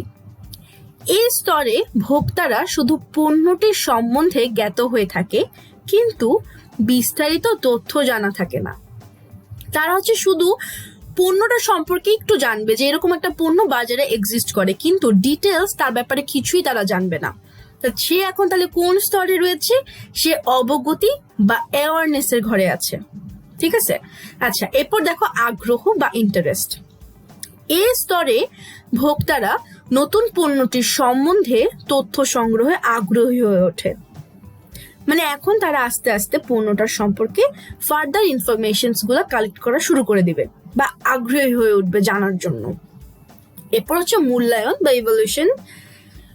সংগৃহীত তথ্য এর স্তরের মূল্যায়ন করে থাকে এবং উদ্ভাবিত পণ্যটি ক্রয় করবে কিনা সে সম্পর্কে সিদ্ধান্ত নেয়। এক কথায় আমার যে ডেটাগুলো আমি কালেক্ট করতেছিলাম বা যে অন্যান্য ইনফরমেশনস গুলা যে পণ্যটা সম্পর্কে, সেগুলো যে আমি অ্যানালাইসিস করব, এখন যেগুলো আমি কালেক্ট করে ফেলেছিলাম অলরেডি, সেগুলোকে আমি এখন হচ্ছে অ্যানালাইসিস করবো। অ্যান্ড করার পরে আমি এটা কিনবো কি কিনবো না সেই সম্পর্কে আমি এখন সিদ্ধান্ত নিব।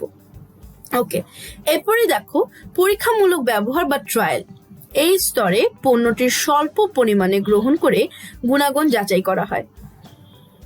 অর্থাৎ আমি একজন ধরো এমন ক্রেতা যে একটা পণ্য একদম নতুন কিনতেছি, তাহলে প্রথমে হচ্ছে আমি এমন একটা স্তরে থাকবো যেটাকে আমি বলতেছি অবগতি স্তর, যেখানে হচ্ছে আমি পণ্যটার সম্পর্কে অল্প কিছু জিনিসপত্র জানবো বাট বিস্তারিত জানবো না। তারপর আমার আস্তে আস্তে আগ্রহ জন্মালো, আমি হচ্ছে আস্তে আস্তে তোমার আনুষঙ্গিক বা বিস্তারিত কিছু ইনফরমেশন আমি জানার চেষ্টা করতেছি। এরপর হচ্ছে আমি মূল্যায়ন করা শুরু করব। কিভাবে? সেই ইনফরমেশনস গুলো আমি অ্যানালাইসিস করবো অ্যান্ড দেন আমি একটা ডিসিশনে পৌঁছাবো যে আমি পণ্যটা নিব কি নিব না। আচ্ছা, যদি নিই তখন হচ্ছে আমি প্রথমে একবারে অনেকগুলো না কিনে করব কি পরীক্ষামূলক ব্যবহার করব। সেখানে আমি অল্প পরিমাণে পণ্যটা কিনবো এবং সেটার গুণাগুণগুলোকে যাচাই করব।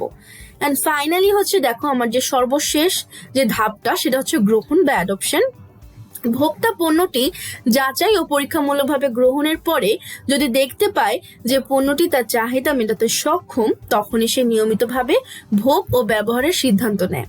ওই যে আমি ট্রায়াল নিলাম বা ট্রায়াল হিসাবে ইউজ করে দেখলাম যে পণ্যগুলো অল্প পরিমাণ যে আমি কিনলাম সেগুলো কি গুণাগুণ ঠিক আছে কিনা বা আমার চাহিদা মেটাতে সক্ষম কিনা। এখন আমি দেখলাম যে হ্যাঁ ঠিক আছে, আমার চাহিদাগুলো মেটাতে সক্ষম হয়েছে এই জিনিসগুলো। আচ্ছা, তাহলে আমি এখন কি করব? এখন আমি সে নিয়মিত ব্যবহার করব সে পণ্যগুলো এবং নিয়মিত আমি সে পণ্যগুলো কিনেও থাকবো। আচ্ছা, তো এই হচ্ছে আমার নতুন পণ্য গ্রহণ সিদ্ধান্ত গ্রহণের প্রক্রিয়ার ধাপগুলো। আচ্ছা, এখন দেখো আরেকটা জিনিস, সেটা হচ্ছে বাজার গবেষণা পদ্ধতি, মার্কেট রিসার্চ প্রসেস। একজন মার্কেটার সে যে মার্কেটকে রিসার্চ করবে তাকেও কিছু প্রসেসের মাধ্যমে এইসব কাজগুলো করতে হয়। এখানে টোটাল 7টা স্টেপ তাকে ফলো করতে হয়। প্রথমটা দেখো সমস্যা নির্ধারণ, প্রবলেম আইডেন্টিফিকেশন, অর্থাৎ একজন ভোক্তার কি সমস্যা সেটাকে আগে নির্ধারণ করতে হবে। এরপর উদ্দেশ্য বিধান করা। 3 নাম্বার দেখো গবেষণা পদ্ধতি ঠিক করা। 4 নাম্বার তথ্য সংগ্রহ করা। 5 তথ্য বিশ্লেষণ করব এবার। 6 হচ্ছে তথ্য উপস্থাপনা করব। তথ্য উপস্থাপনা আমরা different kinds of graphical presentation হোক বা এইভাবে করে আমরা মূলত করে থাকি। 7 নম্বরে গিয়ে আমি সিদ্ধান্ত গ্রহণ করব যে অ্যাকচুয়ালি আমি কোন পণ্যটাকে কোন মেথডে আমি প্রডিউস করব, যেটার কারণে কিনা আমার কি হবে, ওই যে ভোক্তার যে সমস্যা ছিল সেটাকে আমি ফাইনালি মিট করতে পারবো বা সেই সমস্যাটাকে আমি সমাধান করতে পারবো। সো একজন মার্কেটার সে এই 1 থেকে 7 পর্যন্ত এই স্টেপগুলো মূলত ফলো করে এবং করার পরে সে তার মার্কেট রিসার্চটা সে সম্পন্ন করে থাকে।